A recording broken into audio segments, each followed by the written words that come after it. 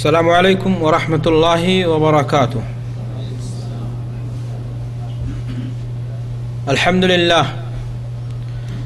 للہ نحمده ونستعینه ونستغفره ونؤمن به ونتوکل علیہ ونعوذ باللہ من شرور انفسنا ومن سیئات اعمالنا من يهده اللہ فلا مضل له ومن يضلله فلا هادی له وأشهد أن لا إله إلا الله وحده لا شريك له وأشهد أن محمدًا عبده ورسوله أما بعد فإن خير الحديث كتاب الله وخير الهدي هدي محمد صلى الله عليه وسلم وشر الأمور محدثاتها وكل محدثة بدعة وكل بدعة ضلالة وكل ضلالة في النار. قال الله تعالى في القرآن المجيد: اعوذ باللہ من الشیطان الرجیم بسم اللہ الرحمن الرحیم الذین یذکرون اللہ قیاما وقعودا وعلی جنوبہم ویتفکرون فی خلق السماوات والارض ربنا ما خلقت هذا باطلا سبحانک فقنا عذاب النار. وعن ابی ہریرہ رضی اللہ تعالی عنہ قال قال رسول اللہ صلی اللہ علیہ وسلم: لا عدوى ولا تیرا ولا حامت ولا سفر وزاد مسلم ولا نوع ولا غولا. حضرات علماء کرام، بزرگان محترم، کارکنان اسلامک دعویٰ سینٹر سوق دمام، معزز سامعین، آج بتاریخ 9 صفر سن 1432 ہجری مطابق 13 جنوری سن 2011 بروز جمعرات بعد صلاۃ عشاء اسلامک دعویٰ سینٹر کی اس حال میں جس موضوع کے تعلق سے کچھ سننے کے لیے آپ حاضر ہوئے ہیں، وہ موضوع ماہ رواں کی مناسبت سے چنا گیا ہے اور وہ موضوع ہے ماہ سفر اور موجودہ مسلمان. یہ موضوع بڑا ہی اہمیت کا حامل ہے کیونکہ ایک مسلمان کے عقیدے سے متعلق ہے. ایک مسلمان کی زندگی میں سب سے قیمتی متاع، سب سے بھاری بھرکم چیز، سب سے عظیم تر دولت اگر کوئی چیز ہے تو وہ اس کا عقیدہ ہے. ایک مسلمان کو اپنے عقیدے کو انگوٹھے کے نگینے کی طرح صاف اور شفاف رکھنا چاہیے، کیونکہ عقیدے کے بغیر نہ تو کوئی عبادت قبول ہے اور نہ ہی کوئی عمل. تمام کی تمام چیزیں انسان کے منہ پر مار دی جائیں گی. اللہ تبارک و تعالیٰ قرآن مجید کے اندر ارشاد فرماتا ہے: وَمَن يَكْفُرْ بِالْإِيمَانِ فَقَدْ حَبِطَ عَمَلُهُ وَهُوَ فِي الْآخِرَةِ مِنَ الْخَاسِرِينَ. انسان نے اپنی بدعقیدگی کے ذریعے اگر اپنے ایمان میں کہیں سید لگا دیا، کمزوری پیدا کر لی، اعمال اس کے کیا ہو جائیں گے؟ برباد ہو جائیں گے، اور قیامت کے دن وہ گھاٹا اٹھانے والے لوگوں میں سے ہو جائے گا. ماہ سفر کی مناسبت سے اس موضوع کا چنا جانا یقیناً بہت زیادہ اہمیت کا حامل ہوتا ہے. اس موضوع کو سمجھنے کے لیے آپ کو بنیادی طور پر کچھ نکات کو ذہن میں رکھنا ہوگا. پہلی چیز یہی کہ ماہ سفر کے بارے میں آپ کو یہ جاننا ہوگا کہ اس کی شرعی حیثیت کیا ہے. دوسری بات آپ کو یہ دھیان دینے کی چیز ہے کہ ماہ سفر کے تعلق سے مشرکین مکہ کے عقائد اور نظریات کیا تھے اور اسلام نے کس طرح سے اس کا رد کیا. تیسری بات آپ کو یہ جاننے کی ہے کہ مسلمانوں کے درمیان، اسلام سے منسوب لوگوں کے درمیان، جماعتوں کے درمیان اس مہینے کے تعلق سے آج کیا کچھ خرافات، بدعقیدگیاں پائی جاتی ہیں. اور بھی ایک بات آپ کو جاننی بہت اہم ہوگی کہ اس مہینے میں حبیب کبریا حضرت محمد الرسول اللہ صلی اللہ علیہ وسلم کی زندگی میں کون سے وہ بڑے اعمال انجام پائے ہیں جو اس مہینے کے اندر ہوئے ہیں. میرے بھائی اور دوستو، موقع رہا تو میں آپ کے سامنے یہ بھی بیان کرنے کی کوشش کروں گا کہ اس مہینے کے تعلق سے کون سی موضوع اور جھوٹی روایات ہیں جن کا سہارا لے کر کے واہی اور تباہی روایتوں کا لوگ بدعقیدگیوں کو پھیلانے کی کوشش کرتے ہیں. کچھ باتیں ضمناً بھی ہوں گی اگر وقت نے ساتھ دیا اور آپ نے سننے میں دلچسپی لی اور سننے کی زحمت کی۔ میرے بھائیو اور دوستو، قابل مبارکباد ہے ہمارے شیخ سینٹر کے متعاونین جنہوں نے اس اہم موضوع کے لیے وقت دیا، اسٹیج فراہم کیا، اور آپ بھی قابل مبارکباد ہیں۔ میں آپ کی اس حاضری پر میں آپ کو دل کی گہرائی سے دعا دینا چاہتا ہوں کہ ٹھنڈی کے باوجود اپنے وقت میں سے نکال کر کے آپ یہاں تشریف لائے۔ اللہ آپ کی حاضری کو، شیخ محترم کی کوششوں کو، ہم سب کی کوششوں کو، ہم سب کی حاضری کو دین حنیف کی سربلندی کا ذریعہ بنائے، ہمارے لیے آخرت میں نجات کا ذریعہ بنا دے۔ میرے بھائی اور دوستو، جیسا کہ میں نے پہلے ہی عرض کیا کہ پہلی چیز یہ ہے کہ ہم یہ جاننے کی کوشش کریں کہ اس مہینے کی شرعی حیثیت کیا ہے۔ آپ کو معلوم ہے کہ اللہ تبارک و تعالیٰ نے ابتدائے آفرینشی سے جب سے یہ دنیا بنائی ہے، مہینوں کی گنتی 12 ہے۔ دنیا کے اندر بہت سارے کیلنڈر بنا دیے گئے، لوگوں نے اپنے اپنے ضرورت کے مطابق، اپنی اپنی زبان کے مطابق مہینوں کا نام بھی رکھ لیا گیا۔ لیکن دنیا کے اندر جتنے بھی کیلنڈر پائے جاتے ہیں، چاہے وہ عیسوی کیلنڈر ہو، چاہے وہ ایرانی کیلنڈر ہو، چاہے وہ رومی کیلنڈر ہو، چاہے وہ بکرمی کیلنڈر یا اور کوئی، آپ دیکھیں گے سب کے یہاں مہینے کیا ہیں؟ 12۔ مہینوں کی گنتی ہر کسی کے یہاں 12 ہے۔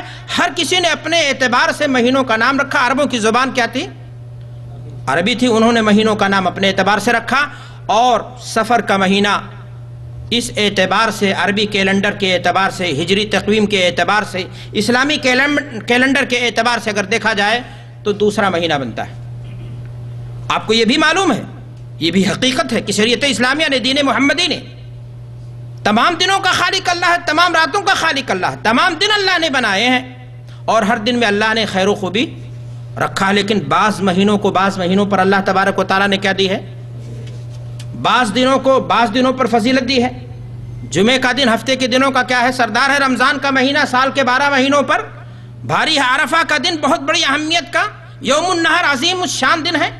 ان تمام چیزوں کی فضیلت مسلم ہے، بعض مہینوں کی فضیلت مسلم ہے، لیکن اور بھی دن اللہ تبارک و تعالیٰ نے جو بنائے ہیں، مہینے بنائے ہیں، ان میں بھی خیر و خوبی اللہ نے رکھا ہے۔ سفر کا مہینہ ان مہینوں میں سے ہے جس کے تعلق سے قرآن و حدیث کے اندر نہ تو کوئی خصوصی فضیلت کی بات ملتی ہے، اور نہ ہی کوئی ایسی چیز ملتی ہے کہ اس مہینے کے تعلق سے مشرکین مکہ کی طرح اس طرح کا عقیدہ رکھا جائے، بدعقیدگی پیدا کی جائے، توہمات کے شکار ہو جائیں کہ یہ مہینہ نحوست سے گھرا ہوا ہے، یا یہ مہینہ خیر و خوبی سے خالی ہے، اس مہینے کے اندر کوئی کام نہیں کرنا چاہیے، اس کام کی شروعات نہیں کرنی چاہیے، ورنہ بے برکتی ہو جائے گی، خیر و خوبی اس سے کیا ہو جائے گی؟ نکل جائے گی۔ میرے بھائی اور دوستو، اس طرح کا عقیدہ اور نظریہ اگر کسی کا تھا تو وہ مشرکین مکہ کا تھا۔ اسلام کے صفحات اس طرح کے عقائد سے، اس طرح کے نظریات سے بالکل کیا ہیں؟ صاف ہیں، دور ہیں، بری ہیں۔ اسلام کا عقیدہ، ایک مسلمان کا ایسا عقیدہ قطعاً نہیں ہو سکتا۔ میرے بھائی اور دوستو، سفر کے مہینے کے تعلق سے مشرکین مکہ کے یہاں جو گڑبڑی پائی جاتی تھی، وہ اگر آپ غور کریں گے تو 2 اعتبار سے تھی۔ ایک تو یہ قوم قانون الہی کے اندر منمانی تبدیلی کرتی تھی، وہ اپنے آپ کو دین ابراہیمی کا پیرو مانتے تھے، اپنے آپ کو دین ابراہیمی کا متبع اور پیروکار مانتے تھے، چنانچہ وہ بھی 4 مہینوں کی حرمت کے بظاہر کیا تھے؟ قائل تھے، لیکن لڑنے بھیڑنے والی قوم تھی۔ ان کو اگر کبھی ضرورت پڑ جاتی مہینے محرم کے اندر، ماہ محرم کے اندر لڑائی لڑنے کی، تو وہ اپنے سرداروں سے اعلان اس طرح کا کروا دیتے تھے کہ اس سال کیا کیا جائے گا؟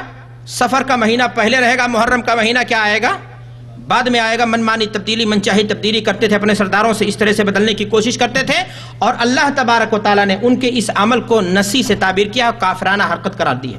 قرآن مجید میں اللہ تبارک و تعالیٰ ارشاد فرماتا ہے، انما النسیء زیادۃ فی الکفر یضل بہ الذین کفروا یحلونہ عاما ویحرمونہ عاما، کہ یہ لوگ ایک سال تو اس کو اپنی جگہ پر حرمت پر برقرار رکھتے ہیں، دوسرے سال جب ضرورت پڑ جاتی ہے تو اس کو آگے پیچھے کر کے اس کی جگہ پہ حرمت والے مہینے کو حلال بنا لیتے ہیں، اور حلال مہینے کو حرمت والا۔ یہ خرابی مشرکین مکہ کے ہاں اس مہینے کے تعلق سے یہ پائی جاتی تھی۔ لیکن دوسری خرابی تھی، اور وہ خرابی تھی بدعقیدگی کی، نحوست کی۔ وہ اس مہینے کو اپنے لیے منحوس سمجھتے تھے، کہتے تھے مہینہ ہی یہ منحوس ہے، اور اسی اعتبار سے انہوں نے اس دوسرے مہینے کا نام بھی رکھا تھا. کیا رکھا تھا؟ سفر.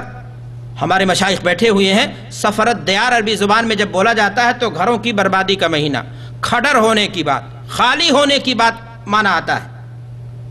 سفر المکان، معاملہ کیا تھا؟ جنگجو قوم تھی یہ، لڑنے بھیڑنے والی قوم تھی یہ، معمولی باتوں پر برسہ برس تک یہ لڑتے تھے.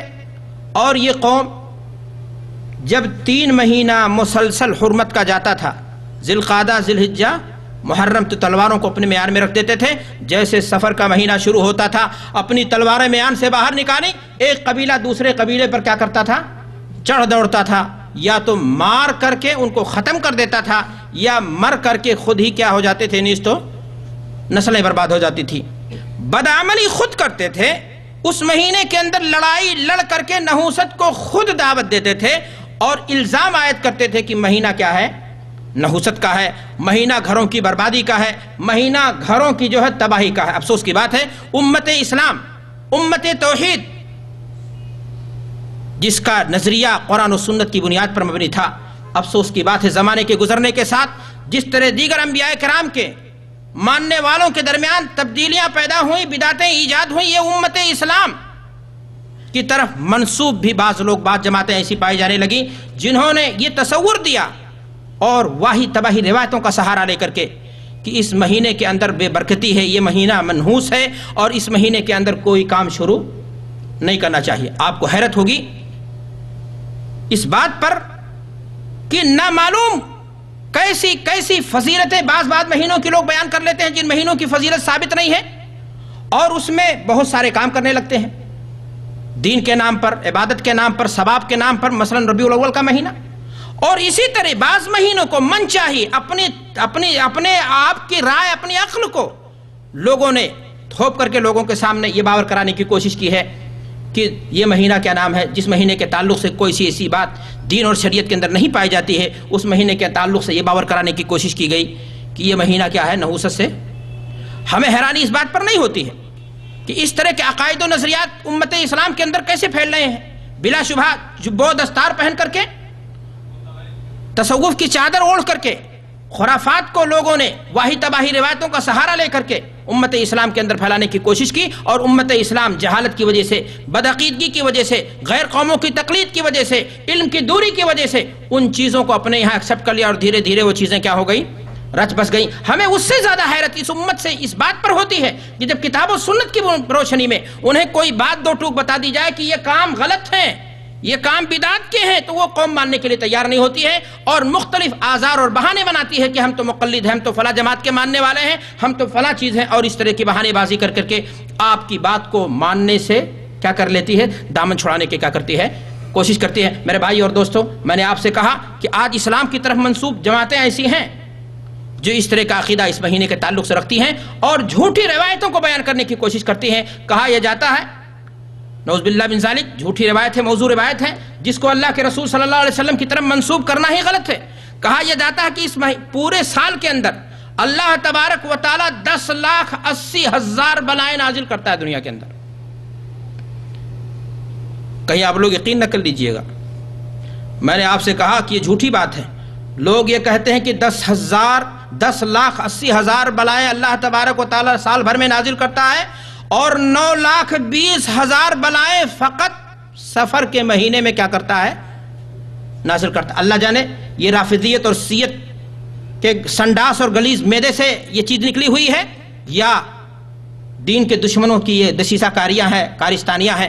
ورنہ میں نے آپ سے پہلے ہی کہا کہ دین کے صفحات اس طرح کے باتوں سے خالی ہیں، بری ہیں. اسلام ایسی چیزوں سے کیا ہے، بری ہے. میرے بھائی اور دوستو، یہ عقیدہ جب پیدا کیا گیا تو پھر اس عقیدے کو جب لوگوں کے درمیان رواج دیا گیا، مذمومہ تخیلات پیدا کر دیے گئے، مہینے کو منحوس قرار دے دیا گیا، تو پھر اس سے بچنے کی بھی مختلف بدعتیں کیا کر لی گئیں، ایجاد کر لی گئی. اور آج یہ امت اسلام نہ معلوم کن کن چیزوں کو اپنے آپ کے اندر دین سمجھ کر کے فاسد اعتقاد کے طور پر ان چیزوں کو انجام دینے کی کیا کرتی ہے، کوشش کرتی ہے. میرے بھائی اور دوستو، میں آپ کو بتانا چاہتا ہوں کہ حضرت رسول اکرم صلی اللہ علیہ وسلم نے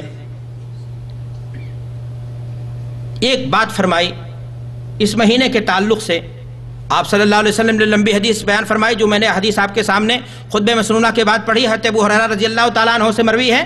آپ نے فرمایا لا عدوى ولا تیرا ولا حامۃ ولا سفر. آپ نے کیا فرمایا؟ ولا سفر، سفر کا مہینہ منحوس نہیں ہے. آپ بھی جانتے ہیں اس بات کو کہ مہینوں کا خالق اللہ ہے، دن اور رات کا خالق اللہ ہے. تمام مہینوں میں اللہ تبارک و تعالیٰ نے خوبی رکھی ہے. کسی چیز کو سفر کے مہینے سے جوڑ کر کے دیکھنے کی کیا بات ہے؟ علم اتنا ہائی ہو گیا، دنیا اتنی ترقی کر گئی، پھر بھی لوگ اس طرح سے سوال پوچھتے ہیں کہ مولانا سفر کا مہینہ شروع ہو گیا ہے، دکان کی اوپننگ کر سکتے ہیں یا نہیں، فلاں کام کی شروعات کر سکتے ہیں یا نہیں، بیوی کا منہ دیکھ سکتے ہیں یا نہیں، شادی کے لیے دن رکھ سکتے ہیں یا نہیں.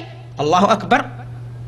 کسی دن بھی شادی کیجئے جس دن بچی کو موقع ہو اور ماں باپ کو فرصت ہو، اس دن مبارک ہے.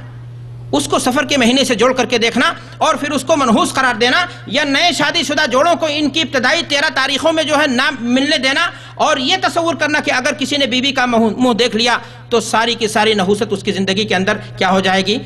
آ جائے گی. میرے بھائی اور دوستو، اس قسم کے تمام عقائد اور تمام نظریات، یہ تمام کے تمام نظریات مشرکانہ ہیں، غلط ہیں، اور اس طرح کا نظریہ رکھنے والا گنہگار ہوگا، اور ایسا کرنے والا اندیشہ ہے کہ اس کے اچھے بھلے اعمال کیا ہو جائیں؟ ضائع اور برباد ہو جائیں. آپ جانتے ہیں کہ نحوست آتی ہے تو اللہ کے حکم سے آتی ہے، اچھائی آتی ہے تو اللہ کے حکم سے آتی ہے. اللہ کے حکم کے بغیر کوئی چیز آنے والی نہیں ہے. اگر کوئی شخص یہ سمجھتا ہے کہ بذات خود مہینہ منحوس ہے تو یہ عقیدہ اس کا اسلام پر مبنی نہیں ہے، اسلام کے اصولوں سے یہ عقیدہ غلط ہے، اور اس بات سے متصادم ہے کہ اللہ تبارک و تعالی نفع اور نقصان کا مالک ہے. اور وہ عقیدہ بتا رہا ہے کہ سفر کا مہینہ ہے جو اس کے لیے کیا کر دیتا ہے؟ معاملے کو خراب کر دیتا ہے. میرے بھائی اور دوستو، اگر کوئی شخص اس طرح کا عقیدہ رکھتا ہے سفر کے مہینے کے بارے میں یا کسی بھی دن کے بارے میں، سنیچر کو سنیچر سوار ہے، منگل کو مدنگر ہے، اور اس طرح کے تمام تصورات اور مسائل، میرے بھائی اور دوستو، ایسا شخص اپنے عقیدے کے اندر سینध لگا رہا ہے اور ایسا عقیدہ پروسنے کی کوشش کر رہا ہے جو عقیدہ غیر اسلامی ہے.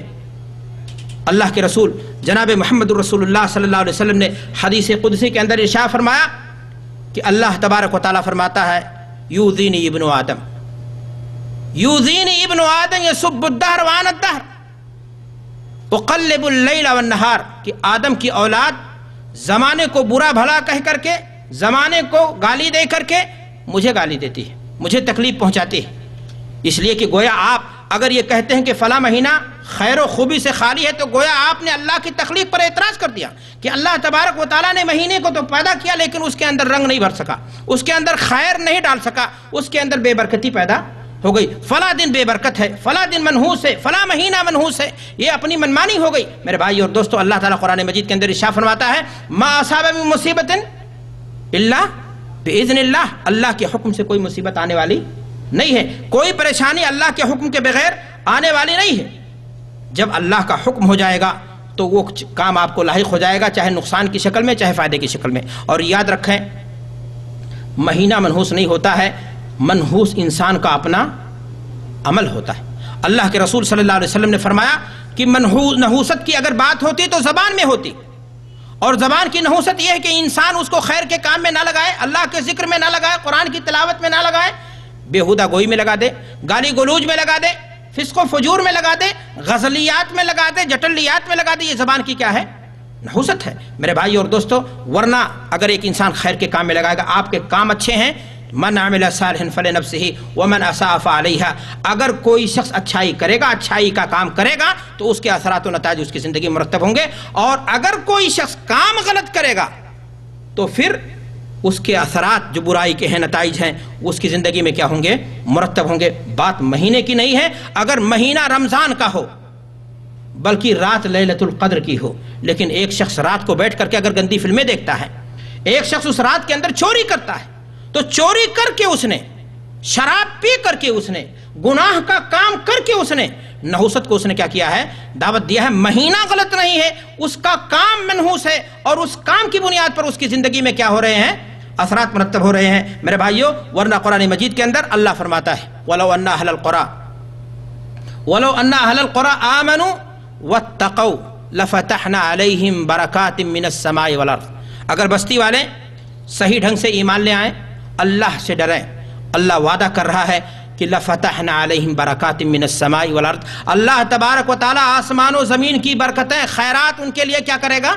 اگل دے گا۔ اور اگر وہ لوگ اللہ سے نہیں ڈریں گے، گناہ کے کام کریں گے، معصیت کے کام کریں گے، اپنے ایمان کو خراب کریں گے اور اپنے ایمان کو نقصان پہنچانے والے عقائد اور نظریات کو پرچار کریں گے یا ان عقائد اور نظریات کو اپنی زندگی میں لائیں گے، تو اللہ کے رسول صلی اللہ علیہ وسلم فرما رہے ہیں، اللہ تبارک و تعالیٰ فرما رہا ہے کہ ایسی صورت میں انہیں جو ہے خیر سے اللہ تبارک و تعالیٰ کیا کر دے گا؟ تو خیر کا نزول کب ہوگا؟ اللہ کے خوف سے ہوگا، اللہ کے تقوی سے ہوگا، نیک عمل کرنے سے ہوگا۔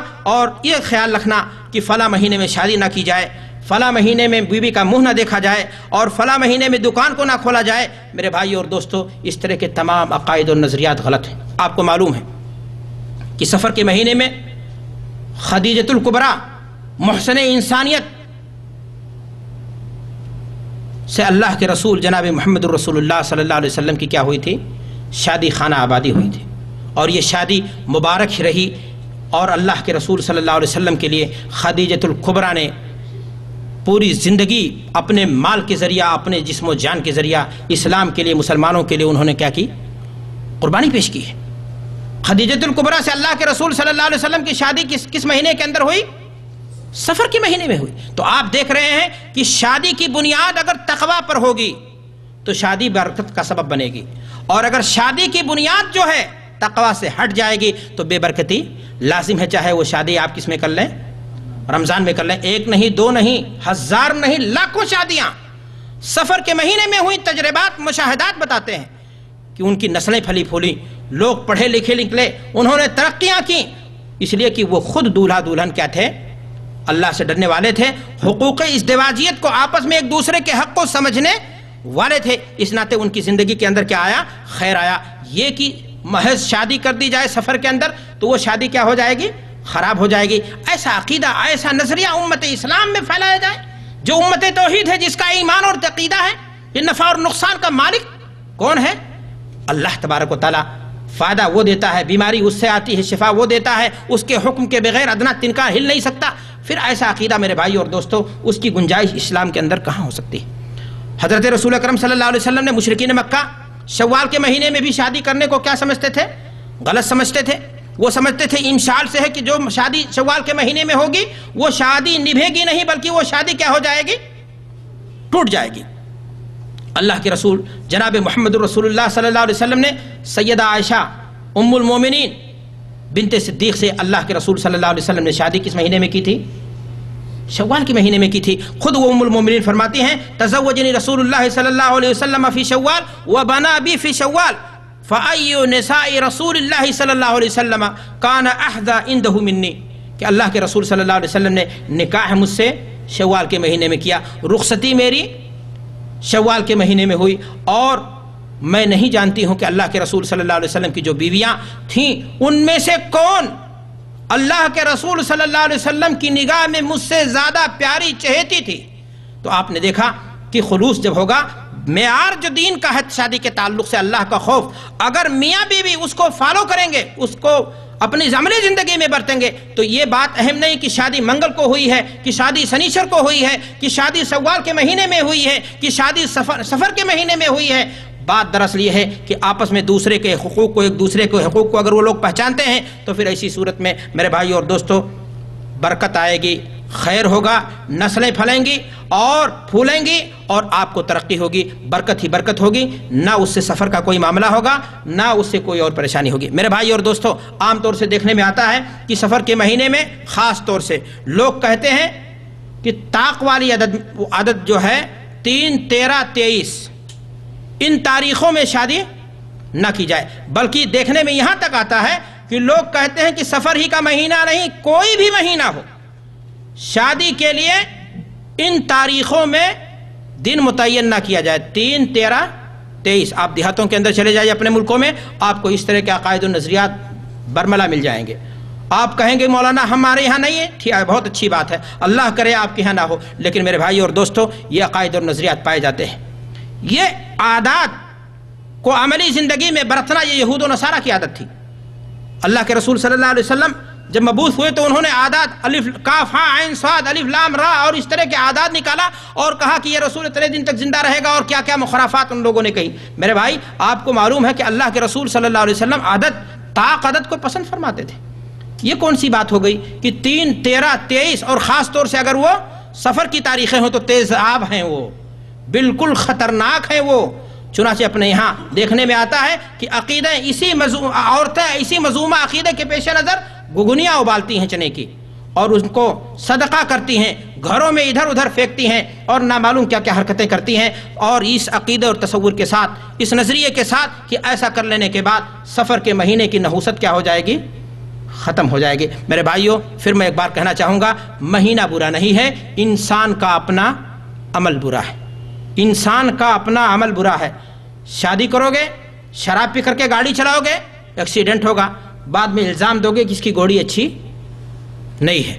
غلطی بچے نے کی، شراب پیا، بیوی کے حق کو نہیں پہچانا، اس کے ساتھ ظلم و زیادتی کی اور الزام دے رہا کہ گاڑی اس کا آنا مبارک نہیں ہوا بلکہ نحوست لے کر کے آئی ہے۔ ہمارا بچہ کیا ہو گیا؟ تمہارا بچہ اپنے انجام کو پہنچا اپنے کام کی بنیاد پر، اور اللہ تبارک و تعالیٰ نے اس کو دوچار کیا ہے اس کے گناہوں کے پاداش میں۔ میرے بھائی اور دوستو، ایک انسان کو کام کی شروعات کیسے کرنی چاہیے؟ بولو، استخارے کے ذریعہ، اللہ کے نام سے، گھر سے نکلے دعا پڑھ کر کے، گاڑی چالو کرے بسم اللہ کر کے، گھر جب آئے تو دعا پڑھ کر کے داخل ہوں، بیوی سے ملے دعا پڑھ کر کے، برکت ہی برکت آپ کی زندگی میں کیا ہوگی؟ نازل ہوگی۔ خیر و برکت کا سب کیا بن جائے گا؟ سبب بن جائے گا۔ لیکن میں بتاؤں آپ کو، مدرسے کی بنیاد اگر آپ کو رکھنی ہے، لڈو بانٹ کر کے، ناریل توڑ کر کے، دشمنان دین کے ہاتھوں سے بے برکتی آنا لازم ہے، اس لیے کہ آپ کا کام ایسا ہوا ہے کہ آپ نے دینی کام کو بھی سیاست کے بھینٹ چڑھا کر کے ایسے لوگوں کے ہاتھوں سے بنیادیں رکھوائی ہیں۔ آپ نے جو اسلام نے آپ کو طریقہ دیا ہے اس طریقے کو آپ اپنائیں، انشاءاللہ کام دیکھنے میں چھوٹا ہوگا لیکن نتائج اور ثمرات کے اعتبار سے، فوائد کے اعتبار سے، خلوص نیت کی بنیاد پر اس کے اندر برکت کیا ہوگی؟ زیادہ ہوگی۔ تو برکت دراصل انسان کے اپنے عمل کی بنیاد پر ہوتی ہے اور خلوص نیت کی بنیاد پر ہوتی ہے۔ اس قسم کا عقیدہ رکھنا اور اس قسم کا تصور رکھنا کہ اس مہینے کے تعلق سے میرے بھائی اور دوستو بالکل غلط ہے اور بالکل بے بنیاد ہے۔ سفر کے مہینے کو اس اعتبار سے بھی منحوس سمجھا جاتا ہے، لوگ اس اعتبار سے بھی دیکھتے ہیں کہ اس مہینے میں اللہ کے رسول جناب محمد الرسول اللہ صلی اللہ علیہ وسلم کو بیماری لاحق ہوئی تھی، اور بلا شبہ اللہ کے رسول صلی اللہ علیہ وسلم کو وہ بیماری جسے مرض الموت کہا جاتا ہے اور جس میں آپ اس دنیا سے رخصت ہو گئے، وہ بیماری اللہ کے رسول جناب محمد الرسول اللہ صلی اللہ علیہ وسلم کو اسی مہینے میں لاحق ہوئی تھی۔ میرے بھائیوں، بیماری کا لاحق ہونا یہ اللہ کے حکم سے ہوتا ہے، اور بیماری سے شفا پانا بھی وَإِذَا مَرِضْتُ فَهُوَ يَشْفِينِ مَا أَنزَلَ اللَّهُ دَاءً إِلَّا أَنزَلَ لَهُ۔ دیکھیں بیماری کی نسبت کس کی طرف کی گئی؟ بیماری کون بھیجتا ہے؟ اللہ۔ اللہ بیماری نازل کرتا ہے، بیماری خود سے نہیں آتی ہے، اور بیماری سے شفا بھی کون دیتا ہے؟ اللہ تبارک و تعالیٰ دیتا ہے۔ اللہ کے نبی جناب محمد الرسول اللہ صلی اللہ علیہ وسلم کو بھی اس دنیا سے جانا تھا، آپ کو موت طاری ہونی تھی۔ وما محمد الا رسول قد خلت من قبلہ الرسل، آپ سے پہلے 1,24,000 یا اس سے کم و بیش زیادہ انبیاء اس دنیا میں آئے اور اپنی دعوت کی ذمہ داری ادا کر کے حکم رب کے مطابق اس دنیا سے رخت سفر باندھ گئے۔ اللہ کے نبی جناب محمد رسول اللہ صلی اللہ علیہ وسلم کو بھی جانا تھا۔ اب آپ کو اگر بیماری سفر میں لاحق ہوئی اگر تو منحوس ہو گیا، اور اگر یہ بیماری دوسرے مہینے میں لاحق ہوتی تو وہ منحوس ہو جاتا۔ یہ تو اتفاق ہے، اللہ کی مرضی ہے۔ اللہ تبارک و تعالیٰ نے اپنے نبی کو کیا کیا؟ بیماری سفر کے مہینے میں بھیج دی۔ لیکن افسوس کی بات ہے اس مسئلے کو لے کر آج نامعلوم کیا کیا بدعقیدگیاں لوگوں کے اندر پھیلائی جاتی ہیں۔ آپ کو یہ بھی معلوم ہے کہ اللہ کے رسول جناب محمد الرسول اللہ صلی اللہ علیہ وسلم کو آخری بدھ کو بیماری لاحق ہوئی تھی۔ سفر کے مہینے کا جو آخری بدھ تھا 2-3 دن اور باقی رہ گئے تھے۔ ابن کثیر رحمۃ اللہ علیہ نے اس مسئلے کی وضاحت کی ہے۔ اللہ کے رسول صلی اللہ علیہ وسلم کی لیکن وفات کس مہینے میں ہو رہی ہے؟ وفات ہو رہی ہے بیماری لگنے کی وجہ سے سفر کا مہینہ کیا ہو گیا؟ منحوس ہو گیا۔ اور جس مہینے میں حبیب کبریا کی رحلت ہو رہی ہے، آپ اس دنیا سے رخصت ہو رہے ہیں، وہ مہینہ کیا بنے گا؟ اگر بیماری لگنا نحوست کی علامت ہے تو آپ کا اس دنیا سے جانا کیا ہوگا؟ پھر تو ربیع الاول کا مہینہ بھی کیا ہو جانا چاہیے؟ منحوس ہو جانا چاہیے۔ رمضان کا مہینہ برکت والا ہے۔ حضرت علی رضی اللہ تعالیٰ عنہ کی شہادت کا واقعہ کس مہینے میں پیش آیا؟ آپ نے کہا کہ سفر کا مہینہ منحوس ہے اس لیے کہ امام حسن کا انتقال ہو رہا۔ محرم کا مہینہ منحوس ہے، اس میں شادی نہ کی جائے، بیاہ نہ کی جائے، بیویوں سے نہ ملا جائے، اس لیے کہ امام حسین رضی اللہ تعالیٰ عنہ کی شہادت کا واقعہ پیش آ گیا ہے۔ تو میرے بھائی اور دوستو، آپ بتائیے کہ اتنے سارے نبیوں کو اللہ تبارک و تعالیٰ نے اس دنیا کے اندر بھیجا تھا، وہ بھی کسی نہ کسی مہینے کے اندر کیا کیے ہوں گے؟ بلکہ ہفتے کا کوئی دن خالی امت اسلام شادی کس دن کرے گی؟ ابو بکر صدیق کا انتقال کسی دن ہو رہا ہے، عمر فاروق کا انتقال کسی دن ہو رہا ہے، خلیفہ راشد اسلام کے تیسرے خلیفہ عثمان غنی کا انتقال ہو رہا ہے۔ آپ نے اگر کسی کے انتقال کی بنیاد پر، کسی کے شہادت کی بنیاد پر، کسی کو تکلیف اور بیماری کی بنیاد پر آپ نے کسی بھی مہینے کو منحوس کر دیا، تو پھر آپ یہ بتائیے کہ پھر امت اسلام کس دن کو برکت والا دن بتائے گی؟ معاملہ تو یہ ہے کہ رمضان کے مہینے میں بھی لوگوں کا انتقال ہو رہا ہے اور لوگ اس دنیا سے کیا کر رہے ہیں؟ رخصت کر رہے ہیں۔ میرے بھائی اور دوستو، ایسی صورت میں آپ کو یہ معلوم ہونا چاہیے کہ اس طرح کا تمام عقیدہ، تمام نظریہ غلط ہے، اور اس طرح کے عقائد کو، مذمومہ عقائد کو تسلیم کر کے اور ان سے نحوست سے بچنے کے لیے جو مختلف کام کیے جاتے ہیں، وحی اور تباہی روایتوں کا سہارا لے کر کے، وہ تمام روایتیں بھی جھوٹ ہیں اور غلط ہیں، اور اسلام اور مسلمانوں کو اس سے کیا کرنی چاہیے؟ بچنے کی کوشش کرنی چاہیے۔ میرے بھائی اور دوستو، دیکھنے میں یہ بھی آتا ہے کہ لوگ سفر کے مہینے کے آخری بدھ کو کہتے ہیں کہ اللہ کے رسول صلی اللہ علیہ وسلم کو بیماری سفر کے مہینے میں لاحق ہوئی تھی، آخری بدھ کو آپ کو افاقہ ہوا تھا، لیکن بالکل الٹ بات ہے یہ۔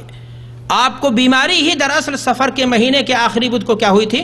لاحق ہوئی تھی۔ لیکن جو لوگ اس طرح کا عقیدہ رکھتے ہیں وہ یہ کہتے ہیں کہ اللہ کے رسول صلی اللہ علیہ وسلم کو سفر کے مہینے میں بیماری لاحق ہوئی تھی، آخری بدھ کو آپ کو افاقہ ہوا تھا، آپ مدینے سے باہر گئے تھے۔ چنانچہ آپ کو دیکھو گے کچھ لوگوں کو دکانیں بند کر دی، بالکل دیوالی کی طرح۔ وہ سبزوں میں جائیں گے، ہریالی میں جائیں گے، وہاں کھائیں گے، پکائیں گے، کھیلیں گے، کودیں گے۔ ان کا یہ تصور ہے کہ اللہ کے رسول صلی اللہ علیہ وسلم کو کیا ہو گئی تھی؟ بیماری میں افاقہ ہوا تھا، تو وہ یہاں سے نکل کر کے اس خوشی میں شریک ہونے کی کیا کرتے ہیں؟ کوشش کرتے ہیں۔ میں آپ سے ایک سوال کرنا چاہتا ہوں کہ اللہ کے نبی جناب محمد الرسول اللہ صلی اللہ علیہ وسلم کی زندگی کا دو پہلو ہے۔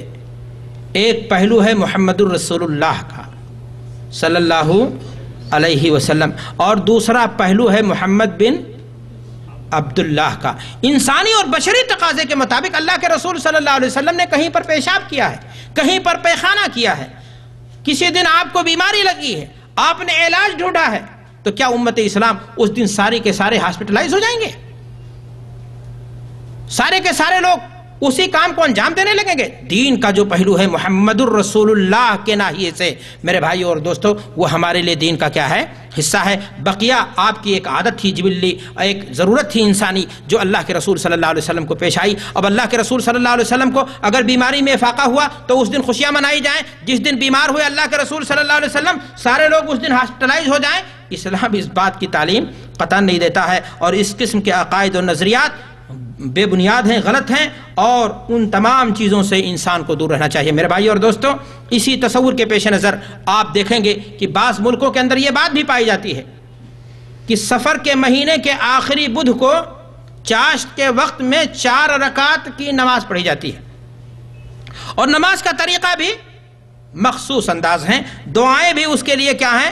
مخصوص ہیں۔ اس کے اندر قرآنی آیات کو خاص طور سے مخصوص انداز سے کیا جاتا ہے؟ پڑھا جاتا ہے، اور پڑھنے کے بعد یہ تصور قائم کیا جاتا ہے، یہ عقیدہ ہے لوگوں کا کہ اگر ایسا ہم نے کر لیا تو سفر کے مہینے کی نحوست، خاص طور سے بدھ کے دن کی نحوست ہماری کیا ہو جائے گی؟ دور ہو جائے گی۔ اب آپ لوگوں میں سے کوئی شخص یہ کہہ سکتا ہے کہ کیا مولانا پھر نماز پڑھنا بھی نحوست ہے؟ اور وہ بھی چاشت کے وقت، تو ویسے بھی دین اور شریعت کے اندر نماز پڑھنا کیا ہے؟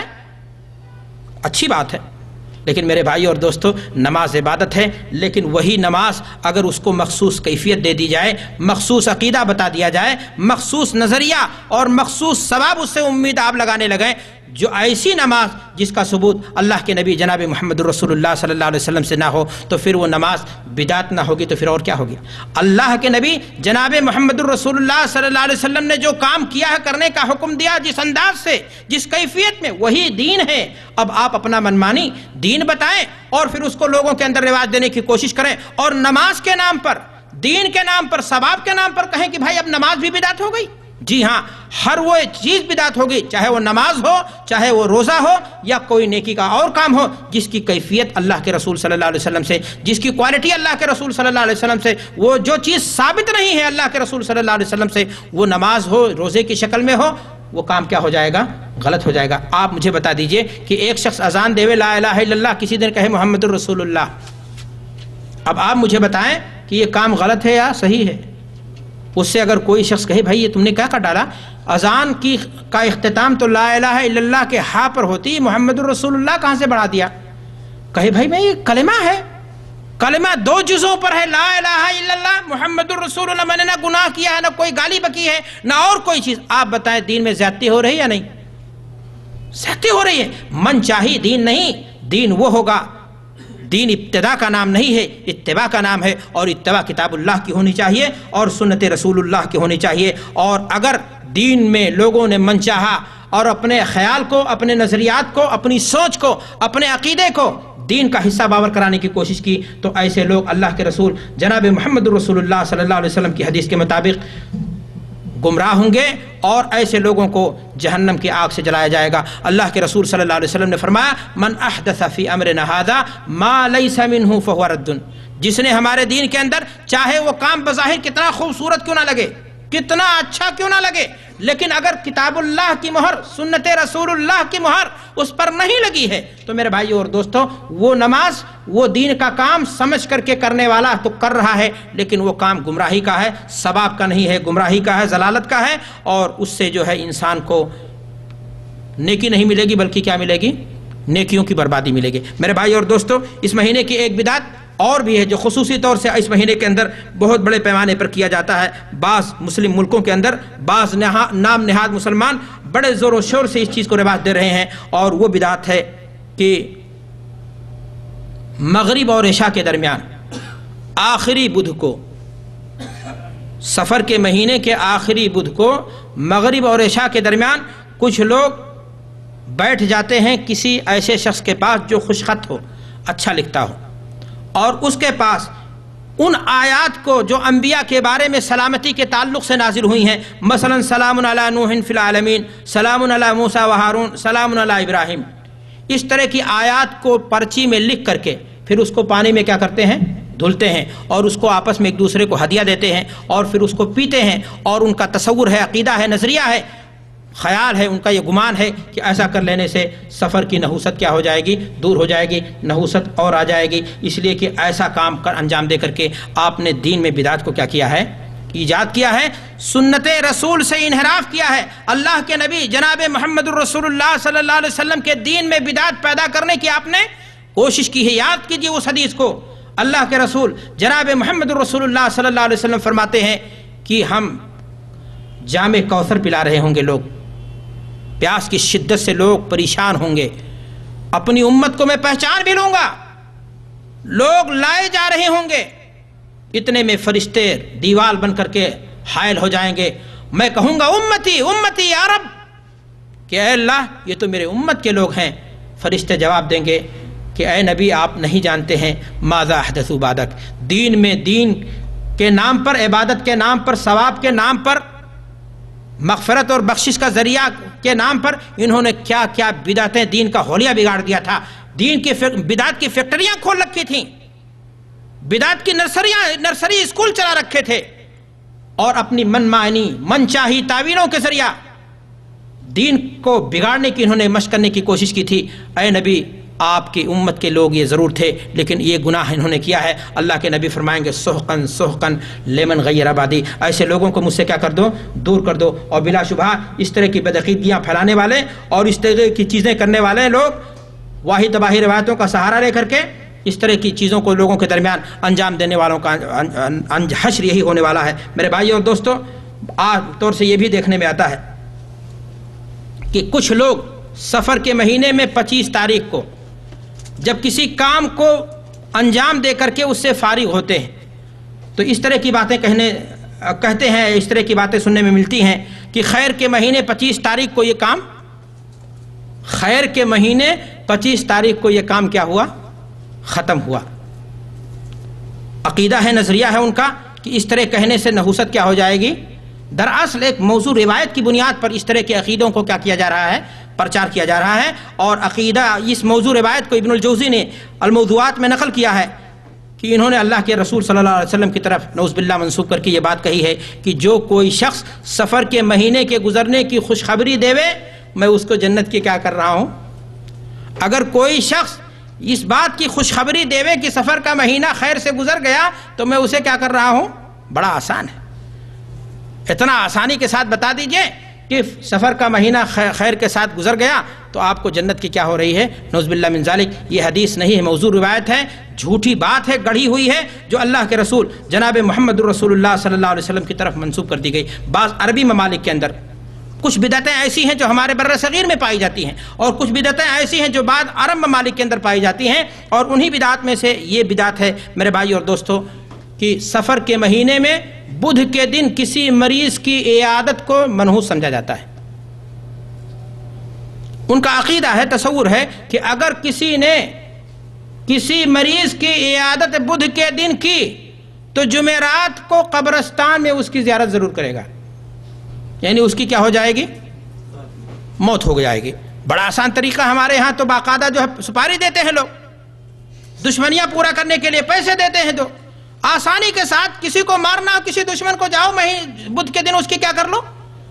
زیارت کر لو. آسانی کے ساتھ وہ موت کا جام پی جائے گا. میرے بھائی اور دوستو، موت اور زندگی کا فیصلہ ساتویں آسمان سے ہوتا ہے. اس طرح کا عقیدہ اور نظریہ امت اسلام کا، اور اس طرح سے عقائد اور نظریات کو پرچار کرنے کے لیے جھوٹی حدیثوں کا گڑھنا، ایسے نہیں اس عقیدے کو بیان کیا گیا. موضوع روایت بیان کی گئی کہ یوم الاربعاء یوم النحس مستمر، کہ مستقل طور پر بدھ کا دن کیا ہے؟ منحوس ہوتا ہے. بدھ کے دن کسی مریض کی اسی ناطے عادت نہ کرو. آپ جانتے ہیں کہ اللہ کے رسول جناب محمد رسول اللہ صلی اللہ علیہ وسلم نے مریض کی عیادت کی کتنی زیادہ فضیلت بیان کی ہے. آپ صلی اللہ علیہ وسلم فرماتے ہیں کہ اگر کوئی شخص کسی مریض کے لیے عیادت کے لیے جاتا ہے، ان المسلم اذا عاد اخاه المسلم لم يزل في غرفة الجنة حتى يرجع، کہ جب تک ایک مسلمان کسی مسلمان بھائی کی زیارت کے لیے جاتا ہے، وہاں رہتا ہے، تو جنت کی کیاریوں میں ہے. اللہ اکبر. اللہ کے رسول صلی اللہ علیہ وسلم فرما رہے ہیں اگر کسی مریض کی زیارت کے لیے جاؤ گے تو مجھے پاؤ گے، اس لیے کہ میرا بندہ ہے، اس کی زیارت گویا اس سے اللہ تبارک و تعالیٰ کیا ہوتا ہے؟ خوش ہو رہا ہے. اور یہاں بیان کیا جا رہا ہے آسان نسخہ، زہر پلانے کی ضرورت نہیں، گولی مارنے کی ضرورت نہیں. آپ کو اپنے دشمن کو مروانے کے لیے گنڈوں کے مدد کی ضرورت نہیں. آسانی کے ساتھ جاؤ، زیارت کرو، اور اس کو جو ہے قبرستان کیا کر دو؟ پہنچا دو. میرے بھائی اور دوستو، اس طرح کی تمام روایات بیان کی جاتی ہیں، اور انہی روایات میں سے یہ بھی ہے کہ جب محرم میں چاند گرہن لگ جائے تو مہنگائی، قتل و غارت گری اور حکمراں کی مشغولیت بڑھ جائے گی. سفر میں چاند میں گرہن لگ جائے تو یہ ہوگا وہ ہوگا. اور میں سمجھ نہیں پا رہا ہوں ہندوستان میں کس گرہن کو آج کل دیکھا جا رہا ہے. مہنگائی ویسے ہی بڑھ رہی ہے، پوری دنیا میں مہنگائی بڑھ رہی ہے. کون سا گرہن لگا؟ نہ چاند کا لگا، نہ سورج کا لگا، اللہ جانے. یہ بےایمانی کا گرہن لگا، گھوٹالے کا گرہن ہے، بے بدنیتی کا ہے، لوٹ کھسوٹ کا گرہن لگا ہوا ہے. آج قوم پس رہی ہے، آمدنی تھوڑی ہے، اور پھر اس کے بعد کہیں گے فلاں منحوس ہے، فلاں سال منحوس تھا. گناہ خود کریں گے اور الزام کس کو دیں گے؟ اللہ پر عائد کریں گے کہ اللہ نے فلاں دن کو کیا کر دیا ہے؟ منحوس کر دیا ہے. یہ تمام کے تمام عقائد میرے بھائی اور دوستو قرآن و سنت کی واضح اور شفاف تعلیمات کے خلاف ہیں، اور دین نام ہے قرآن و سنت کی واضح اور صاف اور شفاف تعلیم کا. دین یہ نہیں ہے کہ فلاں صاحب نے کیا کہہ دیا، فلاں صاحب کی رائے کیا ہے، موضوع اور جھوٹی روایتیں کیا ہیں. یہ سب کی سب بیہودہ باتیں ہیں جو اللہ کے رسول صلی اللہ علیہ وسلم کی طرف منسوب کر دی گئی. دین اللہ کے نبی کی زندگی میں مکمل ہو گیا. دین وہی ہوگا جس کو آمنہ کے لال نے دین بتا دیا ہے. دین کے نام پر اس طرح سے کوئی چیز اگر پروسا گیا تو وہ بدعت ہوگی، گمراہی ہوگی اور ضلالت ہوگی. میں اب آپ کو بتانا چاہتا ہوں، میں نے آپ سے شروع میں کہا تھا کہ اس مہینے کے تعلق سے یہ بات بھی آپ کو یاد رکھنی ہے کہ اس مہینے میں کیا اہم کام انجام پائے ہیں. میں نے آپ کو دوران تقریر یہ بات بتائی کہ سفر کے مہینے میں اللہ کے رسول صلی اللہ علیہ وسلم نے شادی کی کس سے؟ خدیجۃ الکبریٰ رضی اللہ تعالیٰ عنہ سے. اور تمام اولاد اللہ کے رسول صلی اللہ علیہ وسلم کو کس سے حاصل ہوئی ہیں؟ اتنی بڑی نعمت، اتنی بابرکت شادی، اتنا خیر کا ذریعہ کہ خدیجۃ الکبریٰ کی وفات پر رسول صلی اللہ علیہ وسلم آپ دیدہ ہو جاتے ہیں. اس لیے کہ خدیجہ نے اس وقت سہارا دیا تھا اللہ کے نبی کو جس وقت دنیا آپ کے ساتھ دشمن بن کر کے کیا تھی؟ کھڑی تھی۔ اللہ کے نبی صلی اللہ علیہ وسلم کو انہوں نے مال سے، جان سے، نبوت کو اپنے آغوش میں پناہ دیا تھا۔ جب گھبرا کر کے جو ہے تاریکی سے وہاں سے غار سے آئے ہوئے تھے اور کہا تھا زملونی زملونی، اس وقت اس عظیم المرتبت عورت نے اللہ کے رسول صلی اللہ علیہ وسلم کو سہارا دیا تھا، جس کی شادی کس مہینے میں ہو رہی ہے؟ سفر کے مہینے میں ہوئی تھی۔ اور اسی طرح میرے بھائی اور دوستو، غزوات کی تمام آیتیں، جہاد کی تمام آیتیں نازل ہوئی ہیں کس میں؟ سفر کے مہینے میں نازل ہوئی ہیں۔ اور اللہ کے رسول صلی اللہ علیہ وسلم نے پہلا غزوہ اسی مہینے میں کیا جس کو غزوہ ابوا یا غزوہ ودان کہا جاتا ہے۔ خیبر کی فتح کس مہینے میں ہوئی ہے؟ حضرت علی رضی اللہ تعالیٰ عنہ کی خوبی بیان تو خوب کرتے ہیں لوگ، اور بیان کرنی بھی چاہیے۔ شیر خدا نے دروازہ اکھاڑ لیا، خیبر کی فتح حاصل ہو گئی، لیکن وہ فتح میرے بھائی اور دوستو خیبر کی حاصل ہوئی تھی تو کس مہینے میں حاصل ہوئی تھی؟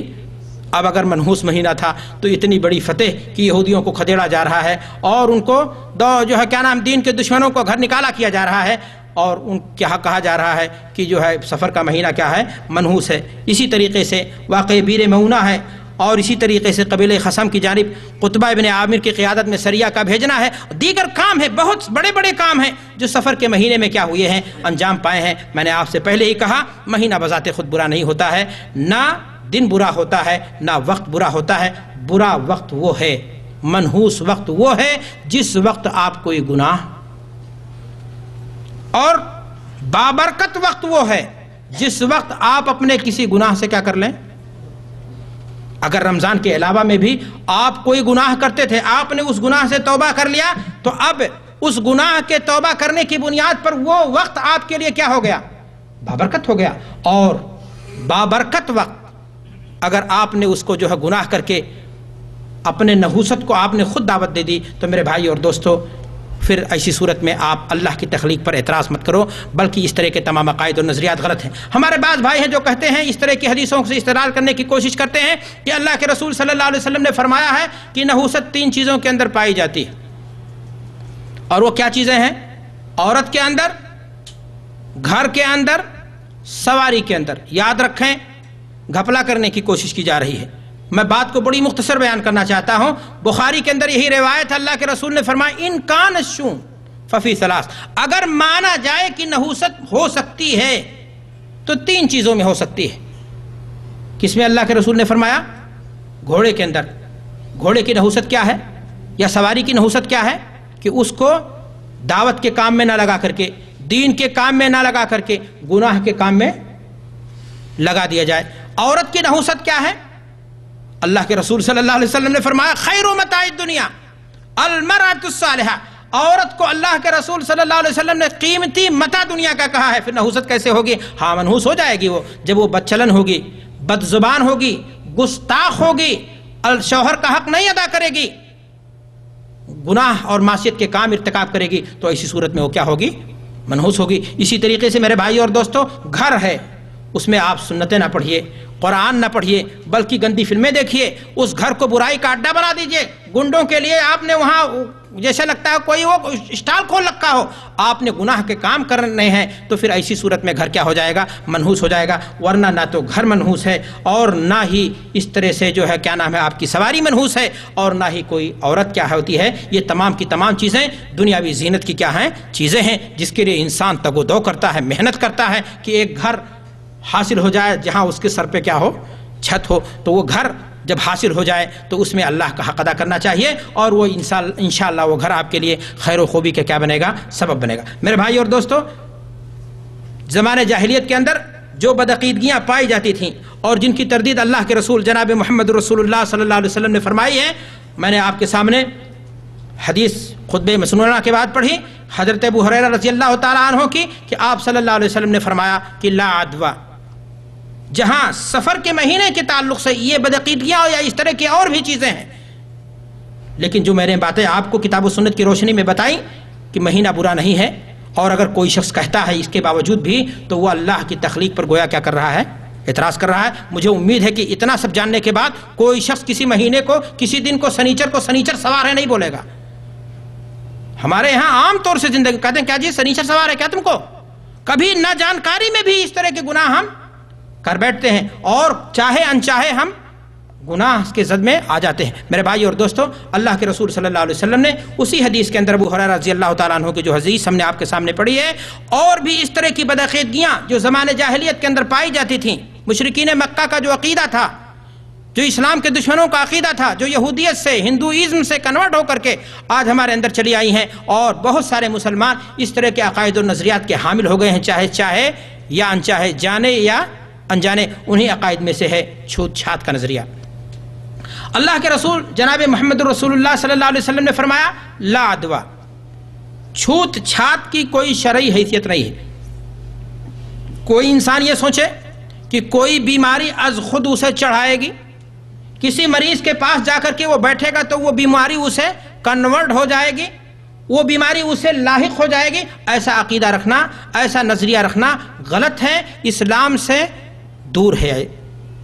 اسلام اس طرح کے عقیدے کو رواج نہیں دیتا ہے۔ میرے بھائی اور دوستو، میں نے جیسا کہ آپ سے کہا کہ اسلام نے بیمار کی بیمار پرسی، مریض کی عیادت کی کیا بیان کی ہے؟ فضیلت بیان کی ہے۔ تو اللہ کے رسول صلی اللہ علیہ وسلم نے فرمایا کہ لا عدوہ، کہ کوئی چھوت چھات کی کوئی شرعی حیثیت نہیں ہے۔ ہمارے یہاں دیکھنے میں آتا ہے کہ لوگ اس طرح سے جب کسی چیز کے اندر خیر دیکھتے ہیں تو سمجھتے ہیں کہ یہ چیز ہی اس خیر کا کیا ہو گئی ہے؟ سبب ہو گئی ہے، یا اسی طریقے سے کسی چیز کے اندر جب برائی دیکھتے ہیں تو سمجھتے ہیں کہ یہ برائی ہی اس چیز کا کیا ہو گئی ہے؟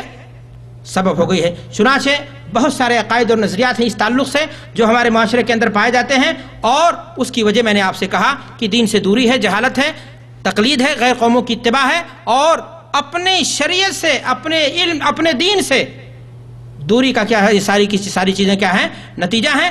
آپ اگر کسی مریض کے پاس بیٹھتے ہیں، خدا نخواستہ آپ کو بیماری لاحق ہو جاتی ہے، تو میں نے آپ کو پہلے ہی بتا دیا ہے کہ بیماری کا پیدا کرنے والا کون ہے؟ اللہ ہی بیماری بھیجتا ہے۔ اللہ کا جب تک حکم نہیں ہوگا کسی انسان کو از خود بیماری لاحق نہیں ہو سکتی ہے۔ ورنہ اگر مثال کے طور پر جیسا کہ ڈاکٹر لوگ بتاتے ہیں کہ چھوت چھات کی بیماریاں ہیں، کچھ موذی بھی بیماریاں ہیں، کچھ جراثیمی بیماریاں ہیں، مثلا اگر کسی شخص کے گھر میں ٹی بی کی بیماری پھیل گئی تو پھر تو اگر بیماری ہی دوسروں کو کیا کر دیتی ہے؟ بیمار کر دیتی ہے، تو پھر سارے لوگوں کو کیا ہو جانا چاہیے؟ بیمار ہو جانا چاہیے۔ لیکن دیکھنے میں آتا ہے کہ انسان وہاں دوسرا انسان اس کے بغل میں جو ہوتا ہے اس کی جو تیمارداری کرتا ہے وہ محفوظ ہوتا ہے۔ ہاں، اسلام نے آپ کو یہ حق دیا ہے کہ جراثیمی بچاؤ کی کیفیت جو ہوتی ہے، جو آج زمانے میں ماس یا اس طرح کی چیزیں ہیں، آپ کا یہ حق ہے، آپ اس کو لگانے کی کوشش کریں اور آپ اس کو کیا کر سکتے ہیں؟ لگا سکتے ہیں۔ لیکن میرے بھائی اور دوستو، یہ اعتقاد، یہ تصور رکھنا کہ اگر ہم فلاں مریض کے پاس گئے تو بیماری آ گئی، یاد رکھو اگر بیماری سے پیڑت ہو کر کے اسی بیماری سے آپ کو اس دنیا سے رخصت ہونا ہے، اسی بیماری سے آپ کی موت آنی ہے، تو آپ دیہات میں چلے جاؤ، ٹاپو پہ چلے جاؤ، جا کر کے کمروں میں بند ہو جاؤ، حکم ہوگا اللہ کا تو آپ کو وہ بیماری لگ کر کے رہے گی۔ آپ چاہے جہاں دور چلے جائیں، جتنی دور بچنے کی کوشش کریں، آپ کو وہ بیماری کیا ہو جائے گی؟ لگ جائے گی۔ لیکن جب اللہ کا حکم ہوگا، ورنہ وہ بیماری آپ کو لگنے والی نہیں ہے۔ اللہ کے رسول جناب محمد رسول اللہ صلی اللہ علیہ وسلم نے اس طرح کے تمام عقائد کو، اس طرح کے تمام نظریات کو آپ نے جو ہے کنڈم کیا ہے۔ اللہ کے رسول صلی اللہ علیہ وسلم نے حدیث کے اندر فرمایا ہے کہ جزامی سے بھاگو۔ اس طرح کی باتیں لوگ پیش کرتے ہیں اور کہتے ہیں کہ نہیں بھائی دیکھو چھوت چھات کی تو کوئی حیثیت ہے۔ دراصل اللہ کے رسول صلی اللہ علیہ وسلم نے جزامی سے بھاگنے کی جو بات کہی ہے وہ اس بنیاد پر کہ کوئی ہو سکتا ہے کمزور عقیدے کا انسان ہو، خدا نخواستہ اگر اس کو وہ بیماری پیدا ہو گئی تو اس کے یہاں یہ وہم نہ پیدا ہو جائے، اس طرح کی اس کے یہاں کوئی گنجائش عقیدے میں نہ آ جائے، اور جس کی وجہ سے اس کے عقیدے کی خرابی لازم آ جائے کہ ہم اگر یہاں نہیں بیٹھتے تو ہمیں یہ بیماری لاحق نہیں ہوتی۔ تو اللہ کے رسول صلی اللہ علیہ وسلم نے گویا اس طرح سے کمزور لوگوں کو، کمزور عقیدہ کے لوگوں کو بتایا کہ ایسی جگہوں پر نہ بیٹھو میرے بھائی اور دوستوں۔ لیکن اگر آپ کا ایمان مضبوط ہے، پختہ ہے، تو آپ کو وہاں بیٹھنے کی کوئی پریشانی نہیں ہے۔ اللہ کے رسول صلی اللہ علیہ وسلم نے فرمایا کہ اگر کسی شہر کے اندر طاعون ہے تو وہاں نہ جاؤ، لیکن اللہ کے رسول صلی اللہ علیہ وسلم نے یہ بات بھی فرمائی ہے کہ اگر کہیں کسی شہر کے اندر طاعون اور وبا پھیل گئی ہے تو وہاں کا انسان دوسری جگہ نہ آئے۔ کیوں؟ اس لیے کہ ہو سکتا ہے اس کے آنے کی بنیاد پر لوگوں کے ذہن و دماغ میں یہ بات آ جائے کہ یہی بیماری لے کر کے آیا ہے. اگر یہ نہیں آتا تو بیماری نہیں آتی، جبکہ بیماری وہاں جانی تھی، اللہ کو کی مرضی تھی تو وہ بیماری وہاں جا کر کے رہتی اور بچنے والی چیز نہیں تھی. میرے بھائی اور دوستو، اللہ کے رسول جناب محمد رسول اللہ صلی اللہ علیہ وسلم نے جب اس طرح کے عقائد کی تردید فرمائی جو مشرکین مکہ کے ہاں پائے جاتے تھے، تو ایک صحابی نے اللہ کے رسول صلی اللہ علیہ وسلم سے فرمایا تھا کہ اے اللہ کے رسول صلی اللہ علیہ وسلم، آپ فرماتے ہیں کہ چھوت چھات کی کوئی شرعی حیثیت نہیں ہے، اس طرح کا عقیدہ اور نظریہ رکھنا اسلام کی تعلیم سے دور ہے، موت کا وقت متعین ہے، کسی کو موت، کسی کو جو ہے کیا نام ہے نقصان نہیں آ سکتی ہے. تو آپ یہ بتا دیجئے کہ ہم تو یہ دیکھتے ہیں کہ ہمارے اونٹ جو ہے ہرنوں کی طرح ہوتے ہیں، لیکن ان میں سے بوڑھا اونٹ کیا ہوتا ہے، اس کو پوچھ میں خارش لگ جاتی ہے تو سارے اونٹوں کو کیا کر دیتا ہے، سارے اونٹوں کو وہ خارش زدہ کر دیتا ہے. تو اللہ کے رسول صلی اللہ علیہ وسلم نے فرمایا کہ ساتھی یہ بتاؤ کہ اگر اس بوڑھے اونٹ نے سارے اونٹوں کو خارش زدہ کر دیا ہے تو اس بوڑھے اونٹ کو خارش زدہ کس نے کیا؟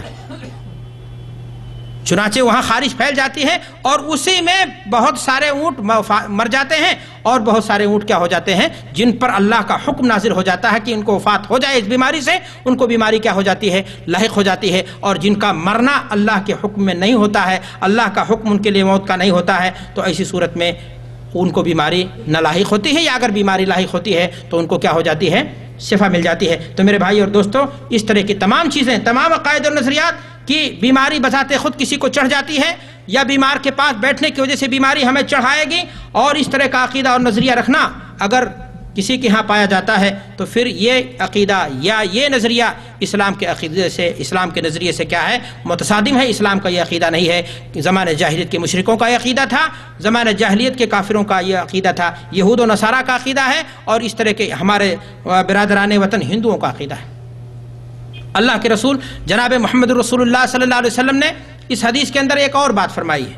آپ نے فرمایا لا عدوى ولا تیرا، پرندوں کے آڑے ترچھے اڑنے سے نحوست لینا، فال لینا، یہ بھی درست نہیں ہے، غیر شرعی ہے.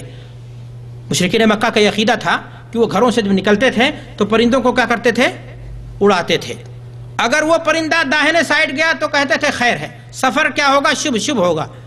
اگر بائیں اڑ گیا تو کہا آج کا سفر کیا ہے، خطرے سے پر ہے، آج وہ سفر اپنا کینسل کر کے اپنے گھر میں کیا ہو جاتے تھے، بیٹھ جاتے تھے. یا اسی طرح اور کوئی کام کرنا ہوتا تھا تو اس طرح سے انہوں نے جو ہے کیا کیا تھا، اپنی زندگی کے اندر اس طرح کی بدعقیدگیاں پھیلا رکھی تھیں. اور انہوں نے تو صرف پرندوں سے نحوست نہیں، میں نے آپ سے کہا کہ مہینوں کو بھی منحوس مانا، اور مہینوں کو ہی نہیں، انہوں نے تو اللہ کے نبیوں تک کو کیا کیا، اللہ کے نبیوں کی لائی ہوئی شریعت تک کو کیا کیا، منحوس قرار دیا. قرآن مجید کا مطالعہ کیجئے کہ یہ اللہ کے نبی جناب محمد رسول اللہ صلی اللہ علیہ وسلم کو مخاطب کہہ کر کے مشرکین مکہ کہتے تھے وَإِن تُصِبْهُمْ حَسَنَةٌ يَقُولُوا هَذِهِ مِنْ عِنْدِ اللَّهِ، اگر کوئی نیکی ملتی تھی، اچھائی ان کو کامیابی مل جاتی تھی، کوئی نوکری مل جاتی تھی، کہیں بچہ ان کا کامیاب ہو جاتا تھا، بزنس اور تجارت میں ترقی ہو جاتی تو کہتے تھے اللہ نے دیا ہے.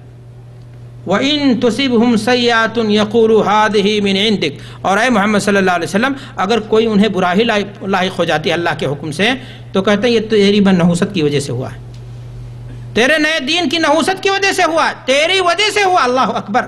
اللہ کے نبی جو جن و انس کے لیے، شجر و حجر کے لیے، کائنات کے لیے، کائنات کی ہر چیز کے لیے، شجر کے لیے، جمادات کے لیے، ہر چیز کے لیے رحمت بن کر کے آئے تھے، اللہ کے نبی جناب محمد رسول اللہ صلی اللہ علیہ وسلم کو بھی انہوں نے کیا کر دیا، منحوس کر ڈالا. اور ان کے بارے میں فرمایا، اللہ نے فرمایا آگے ما اصابک من حسنۃ فمن اللہ وما اصابک من سیئۃ فمن نفسک، کہ اے لوگو تم جانو اس بات کو کہ جو تمہیں نیکی ملتی ہے وہ اللہ کی طرف سے، تمہارے گناہوں کے پاداش میں اگر چاہے اللہ تمہیں ایک قطرہ پانی نہ دے، لیکن انسان ہو، اللہ کے مخلوق ہو، اللہ تمہیں جینے کا کیا دے رہا ہے، حق دے رہا ہے، اور تم پانی پی رہے ہو ہمارے بدولت، اسی دین کے بدولت، اسی نبی کے بدولت، اسی نبی کی امت کے بدولت تمہیں اگر روزی مہیا ہو رہی ہے تو اس کی وجہ تم نہیں ہو، ہم ہیں. اور جو برائی آئی ہے، قحط سالی آئی ہے، جو دمار ہو رہا ہے، جو گھروں کی بربادی ہو رہی ہے، جو آفات اور بلیات آسمان سے، زمین سے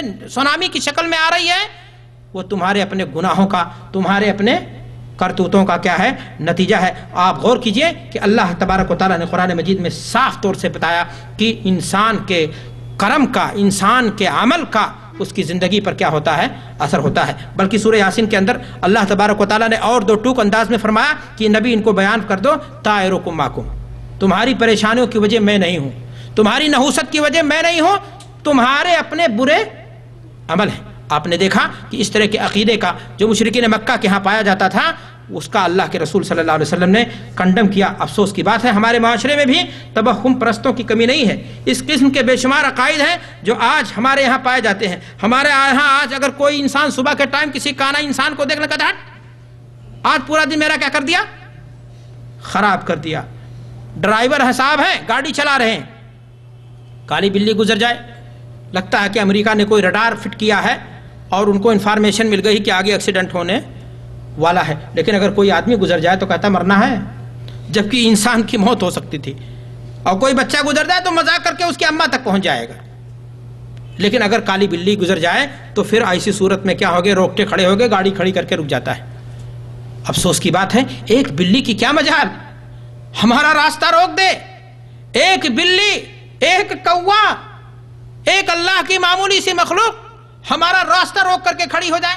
یہی امت توحید ہے، یہی امت اسلام ہے جس کا عقیدہ ہے کہ نفع نقصان کا مالک، موت اور زندگی کا مالک اللہ ہے۔